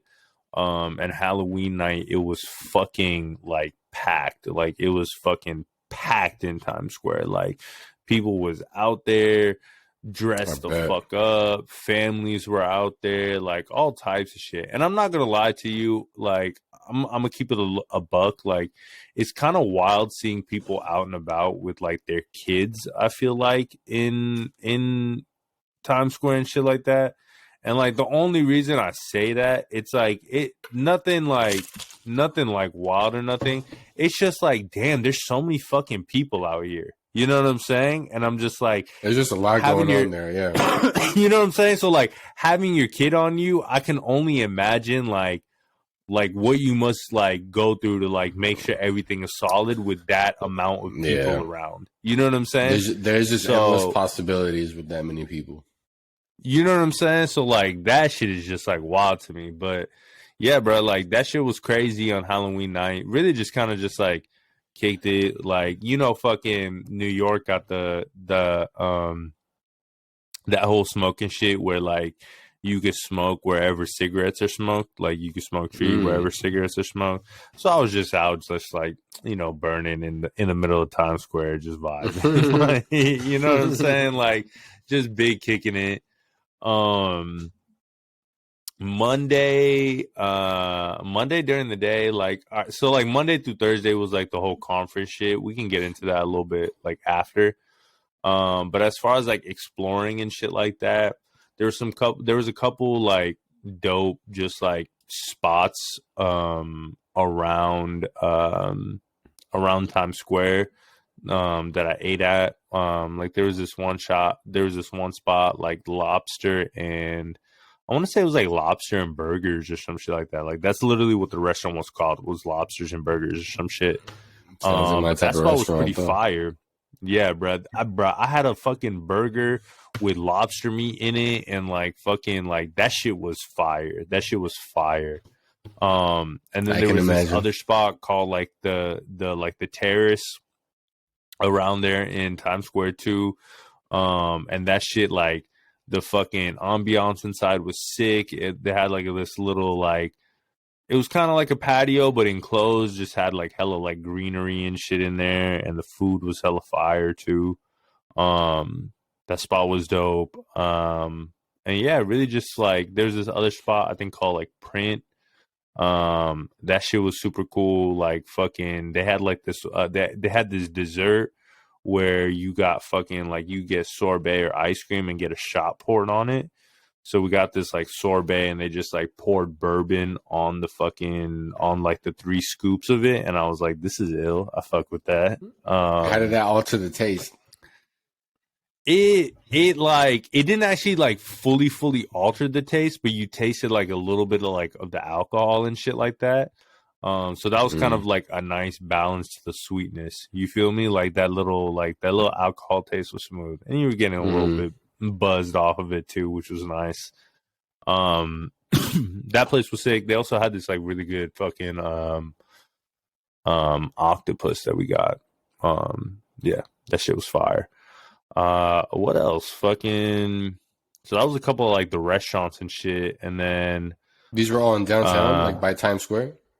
Yeah, these were all like right by Times Square, like all like walking distance type shit from the hotel. Nice. You know, in New York, you always have to go to Junior's for cheesecake. You got to get the Junior's cheesecake. That shit is just fucking like. I ain't never tried that. I gotta go to Junior's. Oh, bro, you haven't had Junior's cheesecake? I love cheesecake, bro. I love cheesecake. Do you fuck with just like OG cheesecake, just like the fucking like. I love cheesecake, bruh. Junior's cheesecake, you're gonna go fucking crazy, bruh. That shit is like a staple. You know what I'm saying? Like that shit is for sure, it's like a New York staple type of shit. Hell yeah. Friday just kind of vibed. Went to like fucking like Soho and like Lower East Side type of shit. So a little bit outside of Times Square. Took an Uber over there. Not took an Uber. Took the subway over there. And fucking. Yeah, got some fucking Jamaican food. Got some fucking jerk chicken. Got some jerk chicken and got some fucking oxtail, rice, plantains. Like, bruh. Nice. Bruh. You did it right. I was so happy that we got some fucking Jamaican food out there.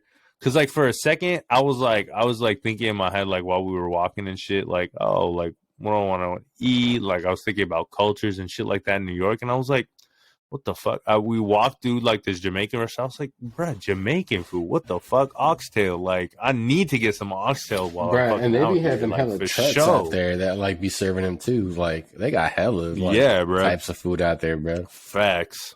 All of it. But I'm glad because so originally tried to go to fucking Cat's Deli. You've heard of Cat's Deli? I've been to Cat's Deli. Yeah. So fucking I had the pastrami sandwich and everything. Bruh, the pastrami is the one. So when I went there last time, like I went there my last trip, or not my last trip, but like I took a trip back in like 2014 or some shit like that, and I went during Mm-hmm. that time. Tried to pull up this time, and bruh, like it was like 3 o'clock, not lunchtime, not dinner time, nothing. And bruh, they had a line fucking like out the door going crazy, and I was just like, we was Yeah, too bro. hungry, so it was just like, we're not gonna wait in this line. But When I I was like, went, I went damn, at it's like really like that. I went at like 1 or 2 in the morning. But believe it or not, at 1 or 2 in the morning, they still had a very short line. Yeah, And bro. that shit Like was jam packed in there. they in demand for sure. If it's your first time in New York, you're gonna want to go to Cats. For Yeah, sure. you got to get It's a like I've never very I've never classic seen New the York movie. sandwich. I've never seen the movie, but it's a classic New York sandwich. You go in there, bro. Everybody's been there, bro. You're gonna see every fucking president on the fucking wall, celebrity, whoever the fuck. Like they've been to Cat's Deli and gotten a fucking sandwich. Yeah, it's a very famous place. Yeah. But went there, then went to Mulberry Street. That's where I got the hat from. It's Aimé, what is it? Aimé Le Dion. Cool little brand, like started in Queens type of shit.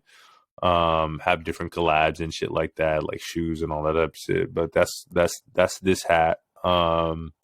And yeah, it was really just around there, fucking checking out different shops. They had some cool ass shops over there. The Supreme stores out there, so like that's a cool little vibe. Just looking at it from the outside, I didn't go inside because I didn't feel like waiting in the line to go inside. There was a line. I was like, bruh, I'm not waiting for this shit. But yeah, cool little shops just in that whole area. And then they got kind of like a main street for shopping around there too, where you can go to like fucking, I don't know, you can go to like Bloomingdale's and Zara and all that type of shit. Definitely a little shopping environment type of shit. And then that night, fucking so I went to this restaurant last time I was there, which was the top of last year, and went back again this time around. It's this restaurant called Beauty and Essex. That shit is just I've been there. Bruh, that shit is just it's That's just a restaurant. vibe. Like it's a dope ass restaurant just all around. So you like walk in and it's this pawn shop and like this, but it's a pawn shop with like dope ass shit in it. Like dope ass sports cards, a Rolex, gold chains, like shit, fucking like all types of shit. Some like signed Jordans, like just like really sick ass shit, right? A whole guitar, like wall, like. And then you go through the door of the pawn shop at the back of the pawn shop and you walk in and it's just a full ass fucking like big ass restaurant, like chandelier, host table. They in there slapping tough, playing like all like new and good shit, not some other shit, but vibes in there is just lit. Like it's a dope ass spot. They'd be slapping in there loud for sure. So you're just gonna be in there just rocking to the music. Food is good. It's like a bar and lounge at night or some shit, right? Or like it has one or like some shit like that. I think so. Yeah. I mean, like again, like the fucking music is like playing throughout. So whether you're sitting like in the main dining area or close to like more like the lounge and like bar area, like that shit's gonna be slapping. And like you could order food. I think food goes to like midnight or some shit like that. But the food is fire over there. They got some soup dumplings that are hella good and some poke tacos and shit like that. So nice. Yeah, I fuck with that spot. I definitely fuck with that spot. I've been there twice now, and like I think they got one in LA and they got one like in Vegas maybe too and shit like that. I don't know how them are like, but like the whole setup that they got in New York is sick with the pawn shop, and it's like a speakeasy type of restaurant.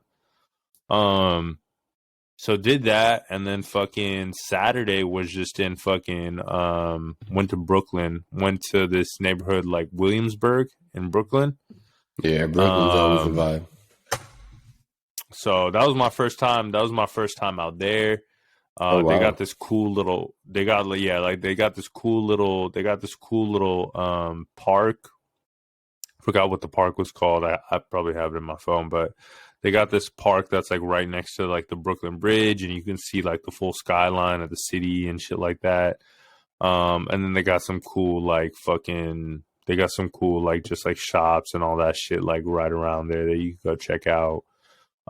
Ended up having this spot called Sweet Chick, which is actually like, I think Maanz invested in that restaurant, and there's one in like New York, Paris. What is it? I want to say Paris and what Los do they Angeles. sell?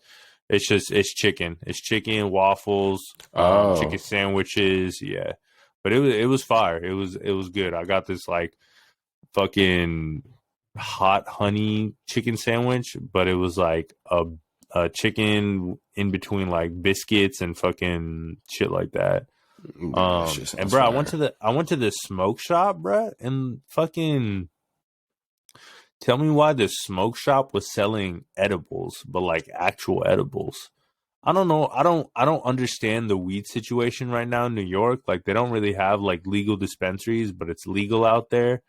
But I was able to get edibles from fucking just a smoke shop, so I was confused. But these edibles were like lit. They were like Stoner Patch Kids and had like watermelon. So it was like it was essentially like they were like all little packs of candy that were like playoffs of like actual candy. Like they had Trillios and shit like that, which was like a playoff of Peachios, and like that shit hit. Like the last night, that same night while I was there, I took like one too many gummies, and I was kind of on one. I'm not gonna lie, I was kind of on one. But yeah, I mean that was pretty much kind of like the outside of the conference type of shit that I just got into. A couple restaurants, venturing over to Brooklyn and shit like that. So that was went to what's up? I was gonna say you didn't have no pizza out there in New York? No New York pizza? Nah, so we did have some pizza. Ended up getting like this pizza that was like right next to Hotel Edison. And I get it. They say apparently all pizza in New York is good, but I'm here to tell you all pizza in New York is not good. Like, bro, I was gonna tell you if you were in Brooklyn, I forgot the name of it, dude. But they sell pizza by the square there. But that shit, it's like known for like being like the best pizza like in New York City, or one of the best pizzas. I'll get the name. So it's like Little something. I forgot. I went to Joe's Pizza last year, and that shit was fire. Oh yeah, Joe's Pizza is also one of the best. Yeah, Joe's Pizza's fire. Got just regular pepperoni, and that shit's in Times Square. But the reason why we went to this spot was just because it was literally like on the same block as Hotel Edison. We were like, all right, we'll give it a try. There was a line and shit like that, right? So it was like, all right, cool. Got the pizza, but like the pizza just didn't hit like that. It didn't really taste like anything like great. Like I know Joe's Pizza would have hit like way more. You know what I'm saying? So that's why all I can say is like fucking all pizza in New York is not good pizza. You still have to go to the good pizza spots. Absolutely. At Joe's was the first time that I found out like they get offended if you like ask for like cheese on your pizza, like Parmesan cheese. Like I asked them, I was like, you guys got cheese? And they were like, cheese? They're like, nah, man. They're like, we got pepper and I forgot what it was, oregano or some shit like that. They're like, it's over there. I was like, they're like, bro, get the fuck out of here, bro. What the fuck you talking about? Like, cheese, bro. Like, oh, shit. There's cheese on the pizza. Yeah, and then it's funny because then I went to that spot in Brooklyn, and by that point, I already knew not to ask for cheese. Some lady asked for cheese. And get this. The spot that I went to gave us Parmesan cheese and peppers. So what the fuck that got to tell you? Like, if they serving you Parmesan cheese, the pizza's not going to be good, I guess. It's not New York pizza, probably, yeah. Because when I went to that spot in Brooklyn, the lady behind me asked for Parmesan cheese, and the dude straight up told her, he was like, we don't do that here in New York. And I was like, oh, damn. I was like, all right, well, now we know, like, yeah, they don't do that here in New York, so. But also because it's fucking like the winter season and shit like that, went to Rockefeller Center for the little ice skating ring. I can't ice skate, but you get pulled into these. You get pulled into these things. You know what I'm saying? You get pulled into these things. So, but it was kind of dope because like the fucking ice rink there was like sponsored by Chanel. Like they dope. had like hella Chanel shit like around the rink, and the rink itself literally said like number 5 in the middle of the rink, like the Chanel number 5 cologne. And like they had this other section that was like a little bit like you had the only way you could get to it was by ice skating on the rink, or in my case holding onto the rails and getting over there. But they had this spot that was like called the Star Lounge or some shit like that. And it was also sponsored by Chanel. And fucking you could just go in there and be like, yo, let me get some hot chocolate and fucking like some cookies and shit like that, and just kick it, watch the rink, sip some fucking some Chanel hot chocolate, like something light. So that was definitely cool. Like the whole little like I personally like I like Chanel, so I definitely like the little fucking like branding and type of shit that they had going on. And Rockefeller Center is just like cool. Like didn't get to go to the Top of the Rock this time, but definitely do recommend that if you go there. Like Top of the Rock is a cool ass just fucking view spot and shit like that. I've been to Top of the Rock. That shit is dope. I felt like I could fly off and be Spider-Man on that shit. Facts. Like that shit is ill. That shit is ill a up there, great view. If you can't get a spot to look, Empire State Building you need to get a reservation for that shit months and months in advance. So if for let's Empire, say, for real? At least when I went, you know what I'm saying? When I went, that shit was booked up for months, so. I think Top of the Rock, though, has a better view than Empire State Building. That's what I'm saying. It does, so that's what I was going to say. If you can't get to Empire State, go to Top of the Rock because it's a much more accessible, you know what I'm saying? Like way less like harder to like get a spot in, you know what I'm saying? And like the fucking view up there is dope as fuck. You can see all that shit, you know what I'm saying, in New York. It really does look like that's the best way I can compare it, you know what I'm saying? Like when Spider-Man is at the top of the building, is looking down, you know what I'm saying? Like that's exactly what it looks like. You see everything. It's sick because like I think if I remember correctly, you can get both sides from up there. So on one side, you're kind of like overlooking like Central Park and shit like that. And on the other side, like you're seeing all the buildings and like that type of shit. So it's cool. It gives you like a cool contrast and you're definitely up there. Like you're definitely just like up there, just fucking checking out the view. So yeah, that spot is dope for sure. Bro. That shit is dope. But yeah, so as far as the conference itself, so I did go for the fucking NFT conference, right?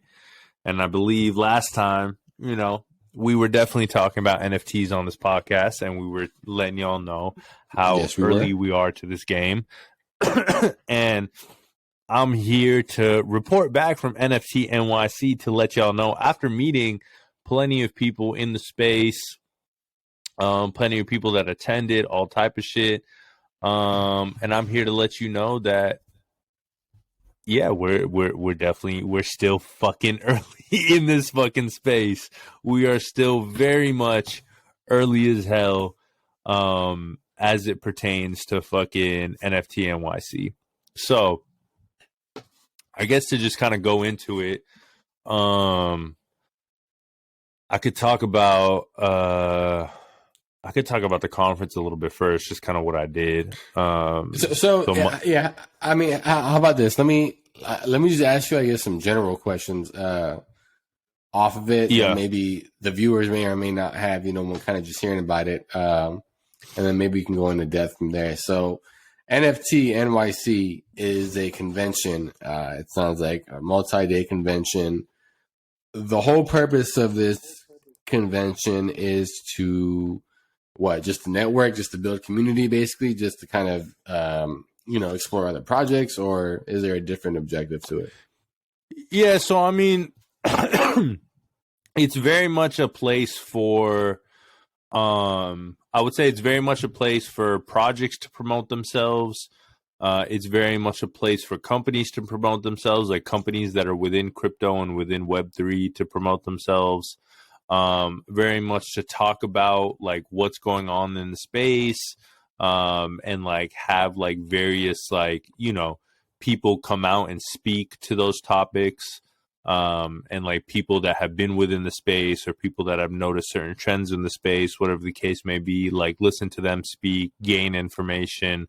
And there's definitely a huge networking aspect to it as well. Like I met a lot of dope people. And I'm gonna keep it a real too. Like when it comes to networking, right? Like I'm not gonna front like and be on some like, yeah, I'd like go in like I'm not the type of person that's like mad extroverted in any type of way in terms of like I'm gonna go Same. up and like say hi to every single fucking person and all this type of shit. You know what I'm saying? I very much just kind of like, you know, survey the room, like let energy come to me, like find natural interaction, just kind of do my thing and vibe out. But one thing that I very much kind of just noticed about the networking within this space that I've noticed in other tech conferences that I've been to before, is that there was a lot more of just a general like cool ass vibe when connecting with somebody else, in the sense of just like you guys are just talking and it's like a lot of it is like the people that you're talking with, no matter like maybe how much money that they made up until this point or what NFTs that they might own or whatever the case may be, at least as of right now, it's very much this aspect of like we're all figuring this shit out together. Like we're all figuring out what this space is. We're all figuring out what like this shit is going to be down the line. We're all figuring out what our roles are within this space. We're all figuring out like what we want to do in this space. Like everybody is like still figuring shit out. Like even the ones that are like seem somewhat like established and shit like that, they're also still figuring and innovating and just like seeing how this longevity is going to play out over the course of time. Because we're really like NFTs have been around, but we really are in like, I would say like year one of like what an NFT is and like what NFTs are on a little bit more of a broader and massive scale. You know what I'm saying? Like we're in year one of this shit. And I would compare that to like, imagine what year one was for you on Twitter, or imagine what year one was for you on Instagram or on Facebook. You know what I'm saying? Like for those that go back when Facebook was actually popping and not for our parents and like shit like that. You know what I'm saying? Like, but like shit, year one of Instagram, everybody was fucking taking pictures of their food and putting a filter on it and posting this shit. Like, who the fuck knew what influencers and fucking paid ads and all this shit was gonna be for fucking Instagram, and how much fucking like it would potentially matter to have a platform or anything like that. But I say all that to say, like, coming back to this of being like in year one, it's a lot of like we're figuring this shit out together. So everybody, and the thing is too is like people that I've noticed that's just like on the NFT community, like on Twitter and shit like that, like people are open and people are just vibing and people are just connecting and people are just like, you know, like that's how like this whole shit of like there's this acronym, like it's fucking I say it like WAGMI. But it's WAGMI, and it pretty much means we're gonna make it, right? And like that whole shit and everything like that, it just comes from the fact that it's like there's this like energy around it. And like, don't get me wrong, you're gonna have your negative people, you're gonna have your scammers, you're gonna have like the bullshit that goes on in the space. But for the most part, everybody's in this on some like we can all eat type of shit. Like we can all eat, we can all come up on some shit. There's multiple plays to make. Like I could be on one blockchain, you could be on another blockchain eating, and we could both be eating at the same time. Like we could both just be fucking like making completely different plays and on completely different blockchains of what we prefer and all that type of shit. And we could both be eating in terms of like making a bag and all this type of shit, right? But just getting it back to the conference, like the networking was just cool because it was like everybody was just trying to share what they're into. Everybody was just trying to vibe out. You know what I'm saying? Like there was a couple people that like I went by that was kind of like, you know, stuck up ish and all that type of shit and think they're like some hot shit within the space. All right, cool. That's fine. You could be on your own shit. You know what I'm saying? But most, like a higher percentage of people, everybody was just like open to talk, down to just fucking like vibe, connect, and just like chill. Um, and so the conference itself was very much just around networking, hearing from people within this space that are sharing good information, hearing from new projects, hearing what like different people within the space are doing, because like there's just so much innovation going on at the same time because everybody's building on Web3 or on blockchain and shit like that. And everybody's like building different shit, you know, like everybody's building different shit. I've seen shit from like, we build NFTs to what's it called, that represent like actual physical products in the real life. So like you could have like a rare pair of Nikes in real life and have an NFT for it to prove that you own these Nikes in real life, or a Rolex or whatever, all the way to like, I saw fucking NFTs that was like fucking metaverse and digital horse racing. And like the NFTs are horses and like you fucking breed these horses in the metaverse and they fucking, you know, and they fucking like horse race and you're able to like make money off of that, make cryptocurrency and all that type of shit. So it's like the amount of variety of projects and shit like that that's going on within this space is just, it's crazy because it's, again, like it's just, we're so fucking early that everybody's just developing like and coming up with different shit to do. You know what I'm saying? And then it's just like you got all the community aspect of it too. What do you think are some of the most important things that you learned from this conference that you didn't know before? Fuck. That I didn't know before. I mean, very much it's on some like, I feel like I learned way more of like how expansive this technology can be in terms of like how many different use cases blockchain technology can really apply to.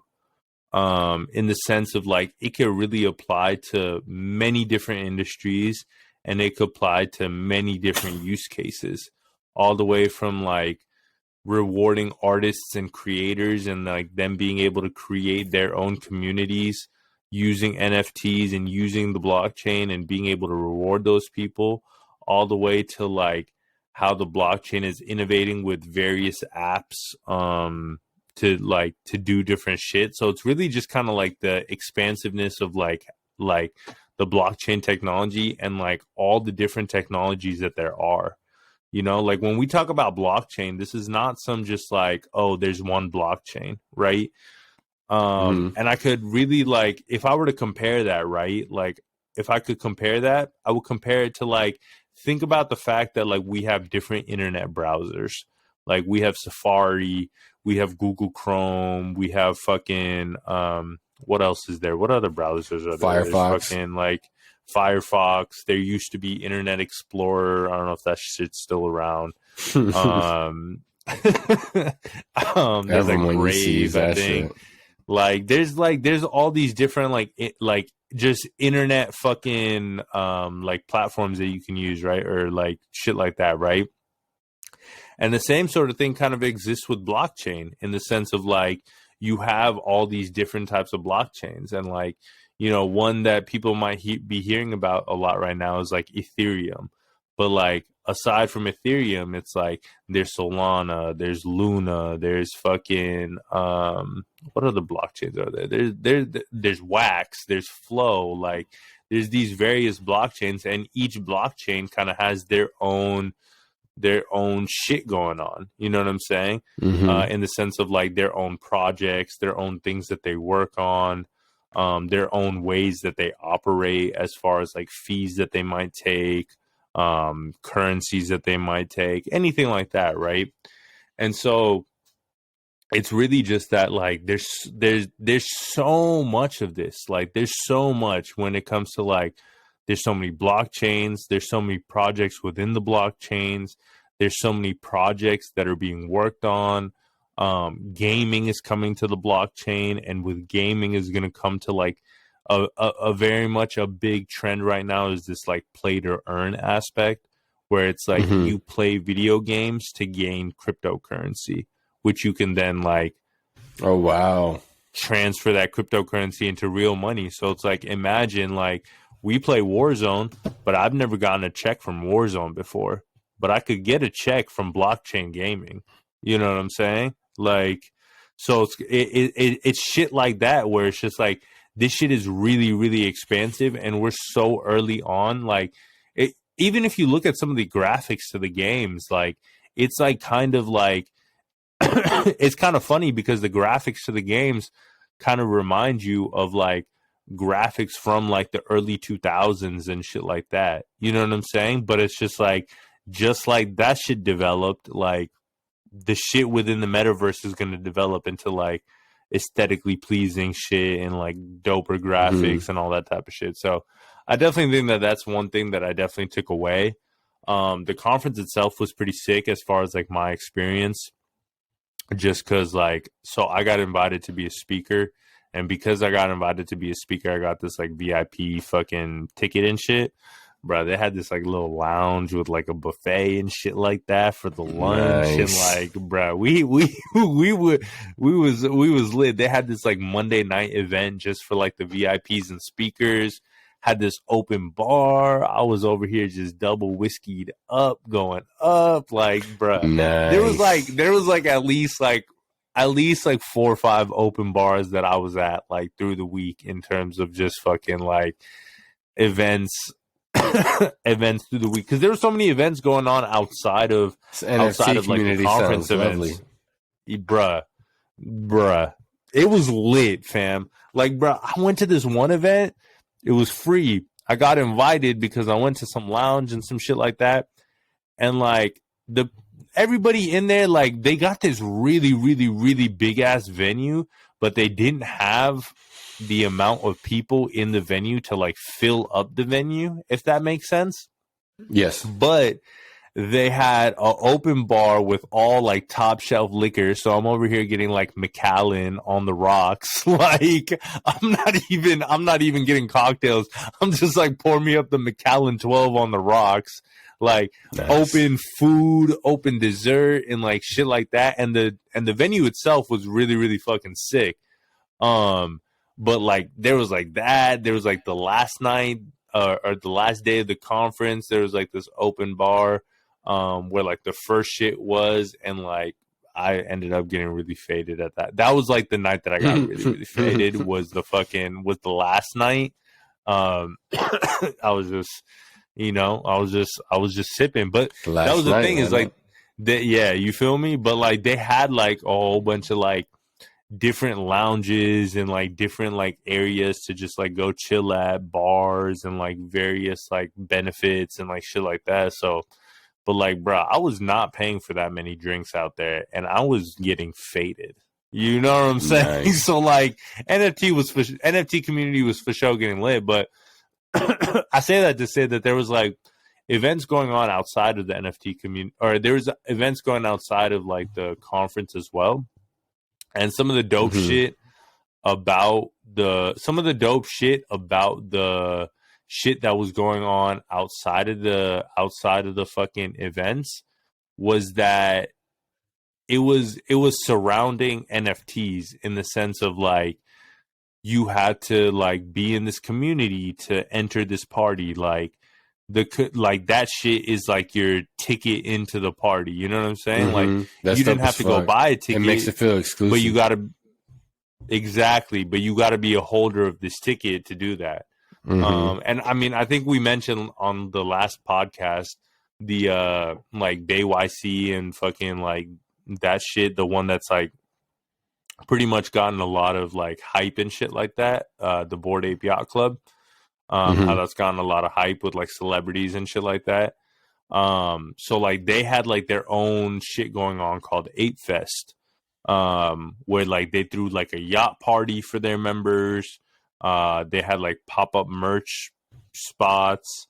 And then they had like some like club concert shit, but like Lil Baby showed up, and Lil Baby has a Bored Ape.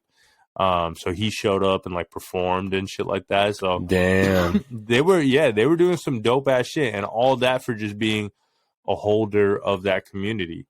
And since then too, like the past 2 weeks, they've been going crazy. Like they got some more celebrities. I think they're like in the new Post Malone video because he just bought some. Like, yeah, I've been seeing a lot more celebrities just talk about it in general. Yeah, a lot more celebrities. Like Trey Songz talking about it, like some other people. So Trey Songz, I'm glad that you mentioned Trey Songz. The reason why I say that is because fucking Trey Songz is into the blockchain that I'm into, which is Solana. Solana is I think that's a matter of fact. That's what I saw. Yeah, that he was in Solana, and I was like, oh, I was like, well. I was like, it's pretty cool to see. You know, as like a big name celebrity. You feel me? And like, there's some other people that are. You know who else just got into Solana too? Is Young Thug. Young Thug just got a Solana NFT. Nice. It's a matter of time from this people get into it. From this project called Thugbirds. So I'm like, so in terms of Solana, the reason why like I fuck with Solana that much is because they can really handle this mass adoption aspect of NFTs and like shit like that because their fees are low. I remember we talked about last podcast of the gas fees of Ethereum and shit like that. And Solana kind of solves that because I heard that shit is ridiculous. I heard it's more than the price of the NFT. You feel me? So like, wow. It's very much fucking like Solana's fees are very low, so it can handle that type of adoption. The only issue with that is that it also comes sometimes it also shows its head in a way, in the sense of like sometimes you have projects that are like low quality type of projects or scamming ass projects, and the reason they can exist is because it's cheap to put it on the Solana like blockchain. You know what I'm saying? Like it's cheap for them as well. You know what I'm saying? Like, as it's cheap for you to buy, it's also cheap for them to like create and put it on the blockchain. So you really just have to kind of, in that sense, you really just kind of have to do your own research of like which ones to get into. But there's a lot of fucking dope projects to get in on Solana, bro. I really want you when it's time. When you got it, or fucking if I get an extra one or some shit like that, I want you to get into this DeGod shit that I'm in. Bruh, I've been trying to get into that shit, bruh. I hella want one already, dog. I want my own. I don't give a fuck what it looks like. I just want my own. Bruh, it's DeGod's week right now, and they put out all these bounties for like people to do wild shit in the community, and like this shit is going crazy right now on Twitter, and it's like only day one. Like people are about to be doing wild shit all week, but like I don't know, just like to me, just like the vibe of the vibe and like everything like that that's surrounding the community is really fucking dope. And that's what I talked about at the event was collectible communities and how important the community aspect is to really building your project and taking it to that next like valuable level. You know what I'm saying? And like the type of week that DeGods is doing right now that they're about to like put on for this shit, like this is the type of shit that separates you from other projects. And this is the type of shit that fucking puts you on the trajectory to just fucking go crazy. Like, I'm not going to be surprised when they're sitting at a top level. Let me ask you this. If I got in today or tomorrow, right, and I wanted to get one, it's not even possible for me to get my own, right? Like, I have to buy someone's now? You have to buy someone's, but pretty much you go on a secondary marketplace and you see the ones that are listed, and you buy from there. So you buy for like kind of whatever price that they've listed for their particular one. You can find one that you fuck with for sure. But the thing is that you're at the arms of like what price that they put it at. What price? So if you find someone that, you know what I'm saying, you might find one that it's like, oh, I fuck with this one really, really tough, but it's like 15 soul, and you're gonna be like, fuck, I can't spend fucking 15 soul on this bitch. Yeah, bro. I've been seeing some of the ones that I really like, bro. I've been seeing some go for like 15, 20, 25. I'm like, bruh, like, I ain't about to spend, like, for those of you guys that don't know, the last time I checked, Soul was around like what, $200, I think, around there. Like, bruh, it's like 25 Soul. Right now. Yeah, you know what I'm saying? It's a lot of fucking money. 25 Soul, right. We're talking about a few zeros, you know, like all for an NFT, you know, so. I'm gonna say this right now. Bruh. Because you my motherfucking boy. I'm gonna say this shit right now. If I win, because it's D-Gods week, a lot of the bounties that they have out in terms of shit that you have to do, you could win a D-God. If I win a D-God this week, I'm gonna send you a D-God so you could be in the motherfucking community. Because you gotta be in this bitch. But the only thing is that you gotta promise me that you hold that bitch. That's it. You just gotta hold that bitch. Yeah, I'm not the type of dude that sell my NFTs. I'm the type of dude where if I was to collect one, I'm holding that bitch. I've never been the type of dude to collect some shit and then sell it. I like collecting. You know what's crazy? You know what's crazy too is like, for holding this, I think it's because I held the D-God. That's what I've been seeing in like the chat and shit like that. I got sent like a random, or not a random, but I got sent a fucking meme coin, like a Solana meme coin. You know, like Dogecoin and Shiba Inu and shit like that. I got sent Solana's version of Shiba Inu, and I just got sent like, I want to say like 1,000 coins or some shit like that. But I got them sent for free. So if that shit ever goes up to the point to where it's even worth like a couple $100, I just made a couple $100 off of just fucking holding this shit. You know what I'm saying? Facts. But like, the thing is like, that's the other aspect that I was talking about when it comes to communities, right? When I was talking at NFT NYC, is that there's this aspect of like, okay, you can make shit your profile pictures and you can make shit this, right?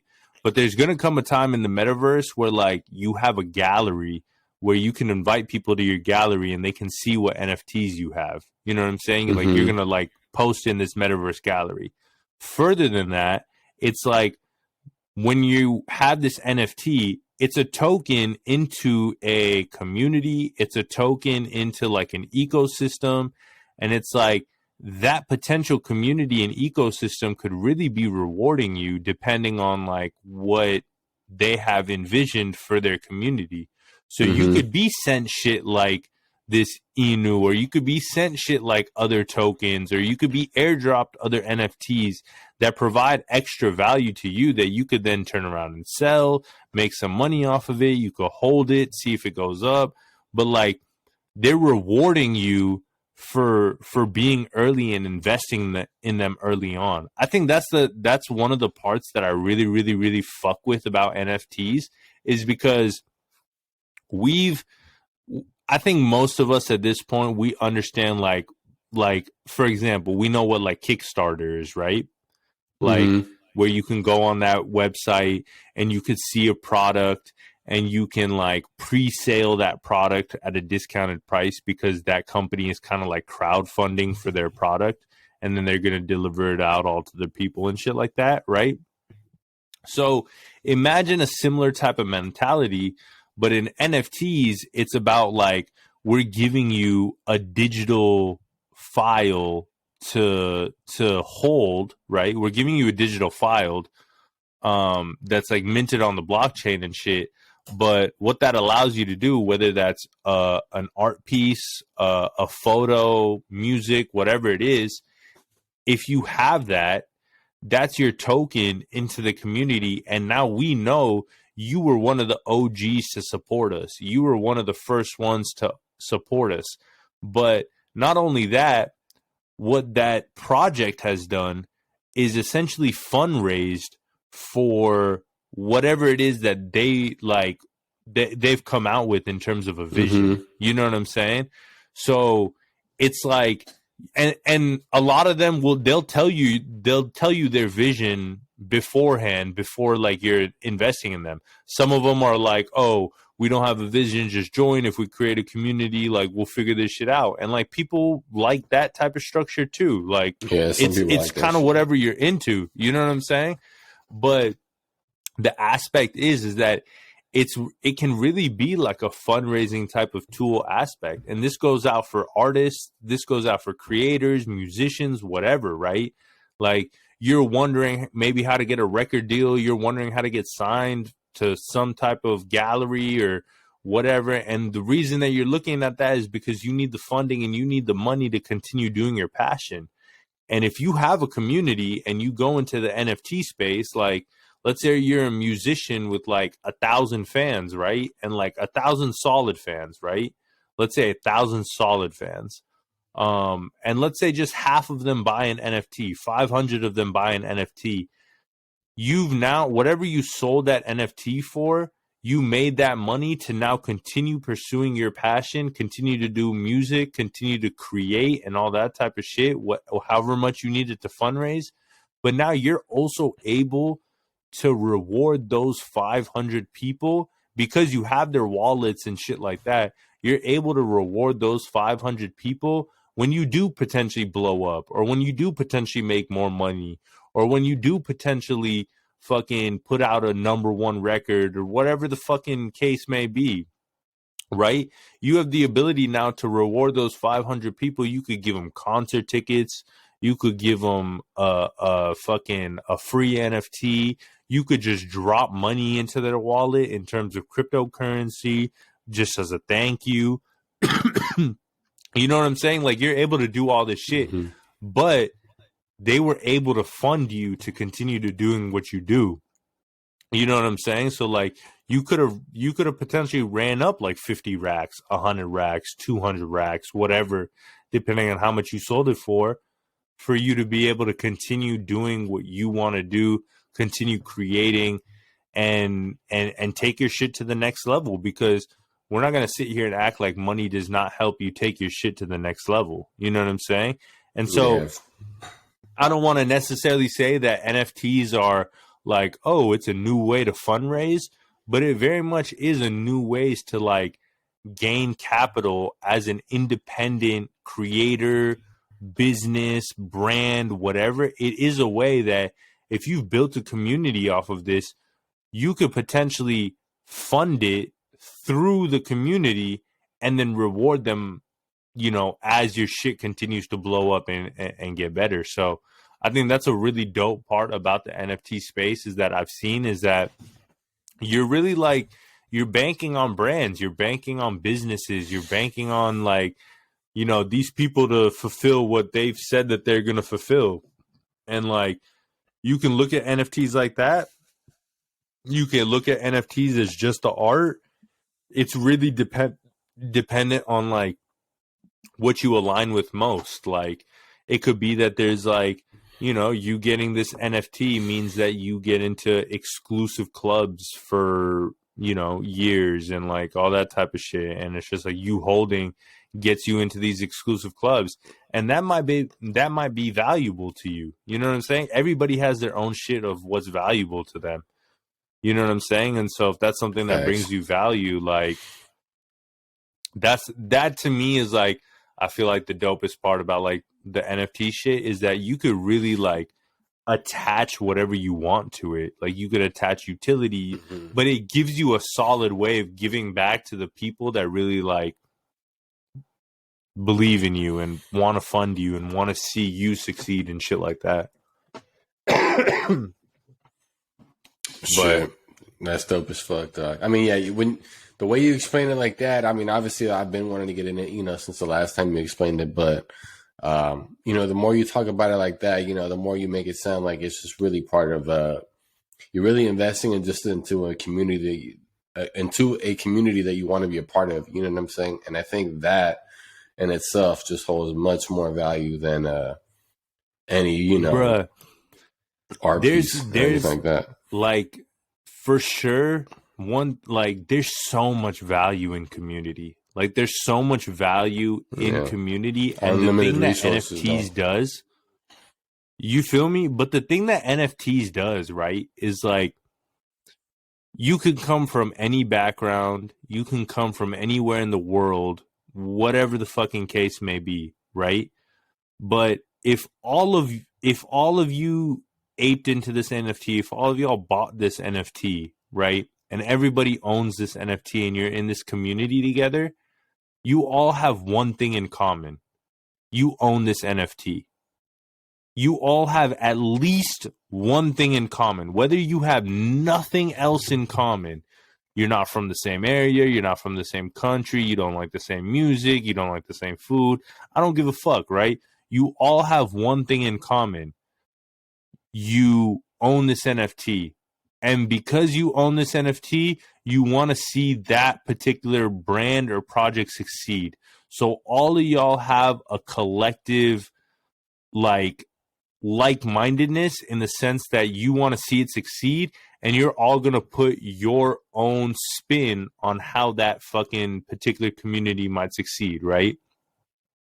But because you all have this one thing in common, going back to this thing that you said about resources, it's like you have these people that are willing to support you, and you can support them and give back, and everybody's supporting each other, and everybody's supporting each other under this umbrella and fact of the aspect that we all have this one thing in common, that we own this NFT.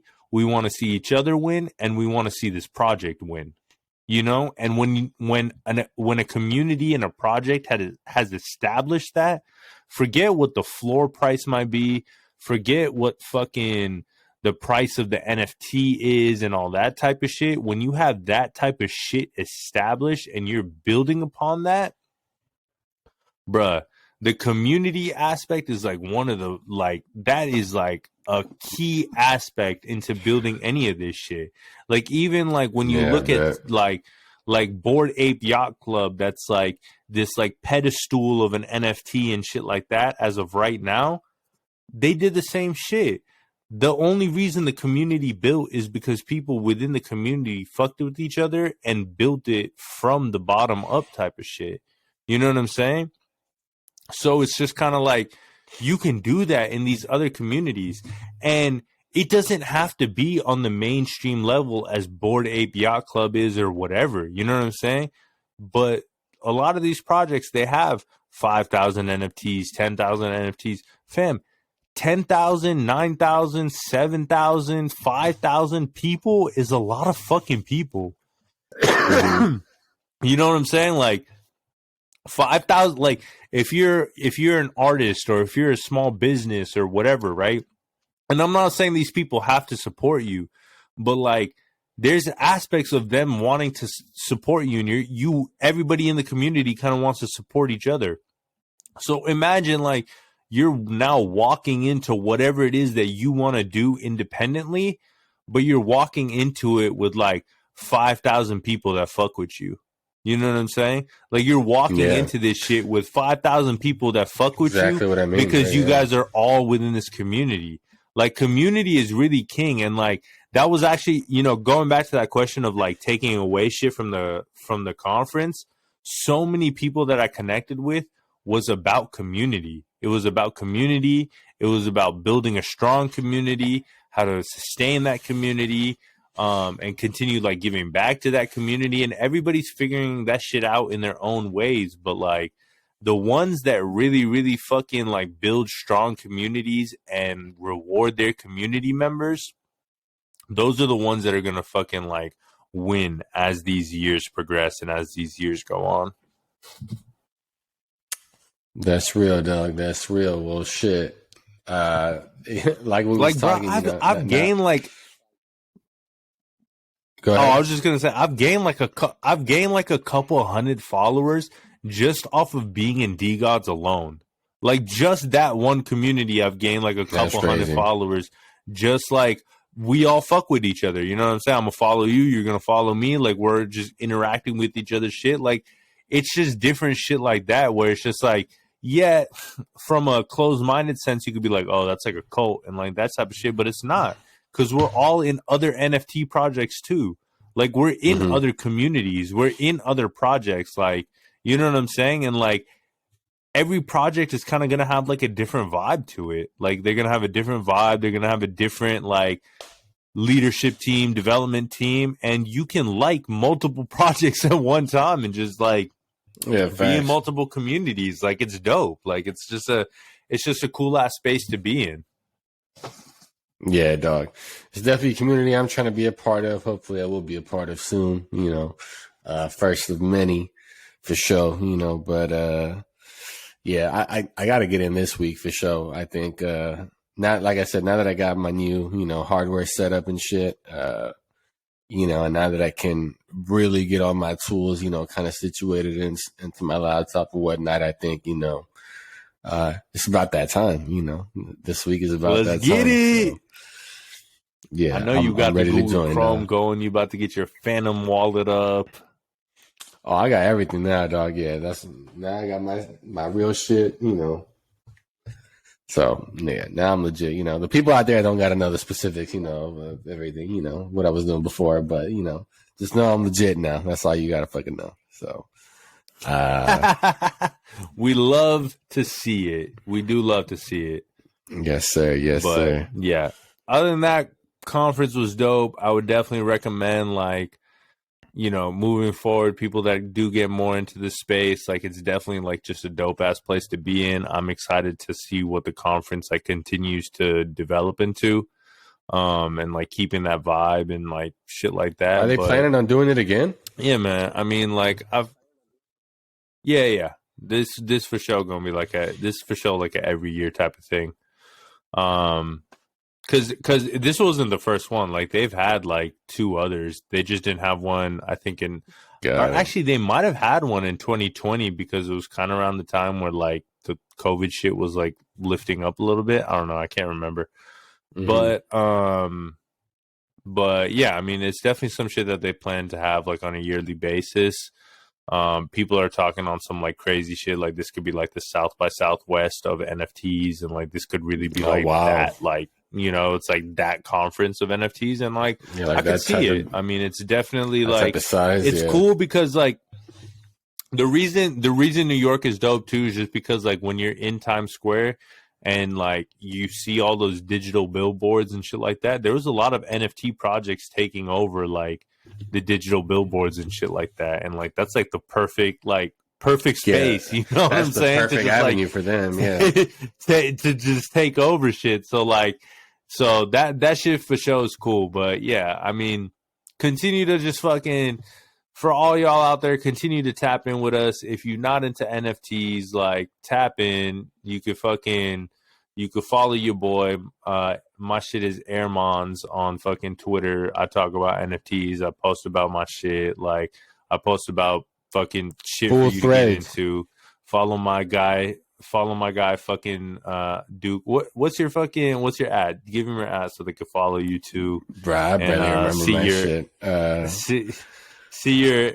If not, just fucking DM me and ask me what's Duke's Twitter, and I'm gonna send it to you. You gotta follow him too, because you gonna have to. Y'all gonna see my boy's progress through the NFT space from fucking like from now to January. I can already see like it's about to be some crazy shit. So if y'all are new to this space, like you want to tap in over here. If you new to this space, like absolutely, we'll give you the game or on how to just fucking analyze projects, just look at different shit, how to look at, you know, how to fucking go about looking at NFT projects, aligning yourself with shit that you like, and just fucking how to buy it and all that type of shit. At the end of the day, it's always do your own research, but you know, we gonna talk about the projects that we like for sure. And this is a journey, man. You know what I'm saying? Like the benefit of this is that we're we're two individuals on two different journeys, right? You know, Maanz is obviously well invested into the community now. You know, he's obviously got his foot, you know, in the community, and he already has some things going for him. You know, then you got me, who is really, you know, just starting to scratch the surface. You know what I'm saying? Just really kind of starting off with this whole thing. So, you know, for those of you out there, you could be in Maan's shoes, you could be in my shoes. You know what I'm saying? But we got a little bit for everyone. You know what I'm saying? We're gonna take it one step at a time. We're gonna discuss it. That's a fact. Analyze it. You know, so. We hope y'all join us for the journey for sure, you know, because like Maanz said, we're in year one, you know, we're very early in this shit. And, hey man, you know, trust me, you gonna want to learn this shit now. Like it's you have one of two choices here, right? You either be ahead of the curve or you hate and you get behind the curve. So facts. Just pick one and go from there.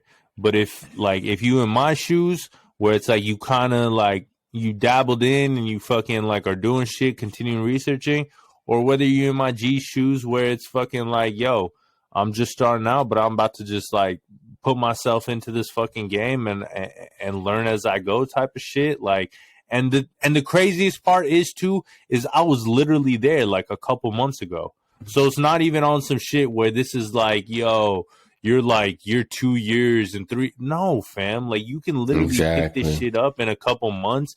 But the only way you're going, let me put it like this. The only way you're going to pick this shit up and the only way that you're going to be able to do shit is you got to get off the sidelines and you got to get in the game. That's it. You got to fucking like make your first crypto purchase. You got to send your first crypto from your one wallet to the other wallet. And you got to buy your first NFT, whether that's minting it or fucking getting it off a secondary, whatever the case may be. But you got to just go through the process. That project that you mint or that project that you buy, it could be shit in a couple of months. But you know what it did? It showed you the process of how to go about analyzing projects, looking at artwork, going through the actual process of sending the crypto to your wallet to then buy an NFT. Like you got to go through these things, fam. And it's just like, you're only going to learn if you get in the fucking game. That's really it. Like you can only learn so much from just watching from the bench and being like, oh, that's what's going on. Okay, bet. So yeah. That's all I'm going to say about that. At some point, you know what I'm saying? You got to figure some stuff out for yourself. You got to experience some things for yourself. And honestly, why wouldn't you? You know what I'm saying? Everyone likes guidance. You know what I'm saying? Everyone likes advice. But at the end of the day, you know what I'm saying? We all got to figure some things out for ourselves. So we're here to help, you know what I'm saying? But we would hope that you guys use our advice and guidance, you know, to make your own decisions, you know what I'm saying? To make the ones that are best for you guys. Because I'm sure all of us, you know what I'm saying, are, not to be cliche, but dope individuals in our own way, you know, so. Facts. And just last point, real quick, I really learned like 80% of my shit, I would say, on Twitter. So if you already on social media and you already on Twitter, like if you already on social media and you already on Twitter, you might as well fucking use that for some positive fucking shit. Like I'm dead ass when I say like I fucking learned like 80% of the shit to get me in the game. Have I Googled shit? Yeah. Have I gone to other articles since then? Yeah. But like getting in the game, like 80% of the shit was through Twitter, just following accounts. So tap in with us. If you want to know what accounts to follow, tap in, like all that type of shit. But if you already going to be on social media and you already on Twitter, you might as well use that shit to fucking level yourself up. That's really all. That's free game. That's free info. Bruh, it's free, bruh. We don't give a fuck about no Twitter blue, it's fam. Free 99. We don't give a fuck about no Twitter blue. It's still free 99 in this bitch. It's still free 99 for now. You know what I'm saying? For now. For now. Facts. But shit. Bet. By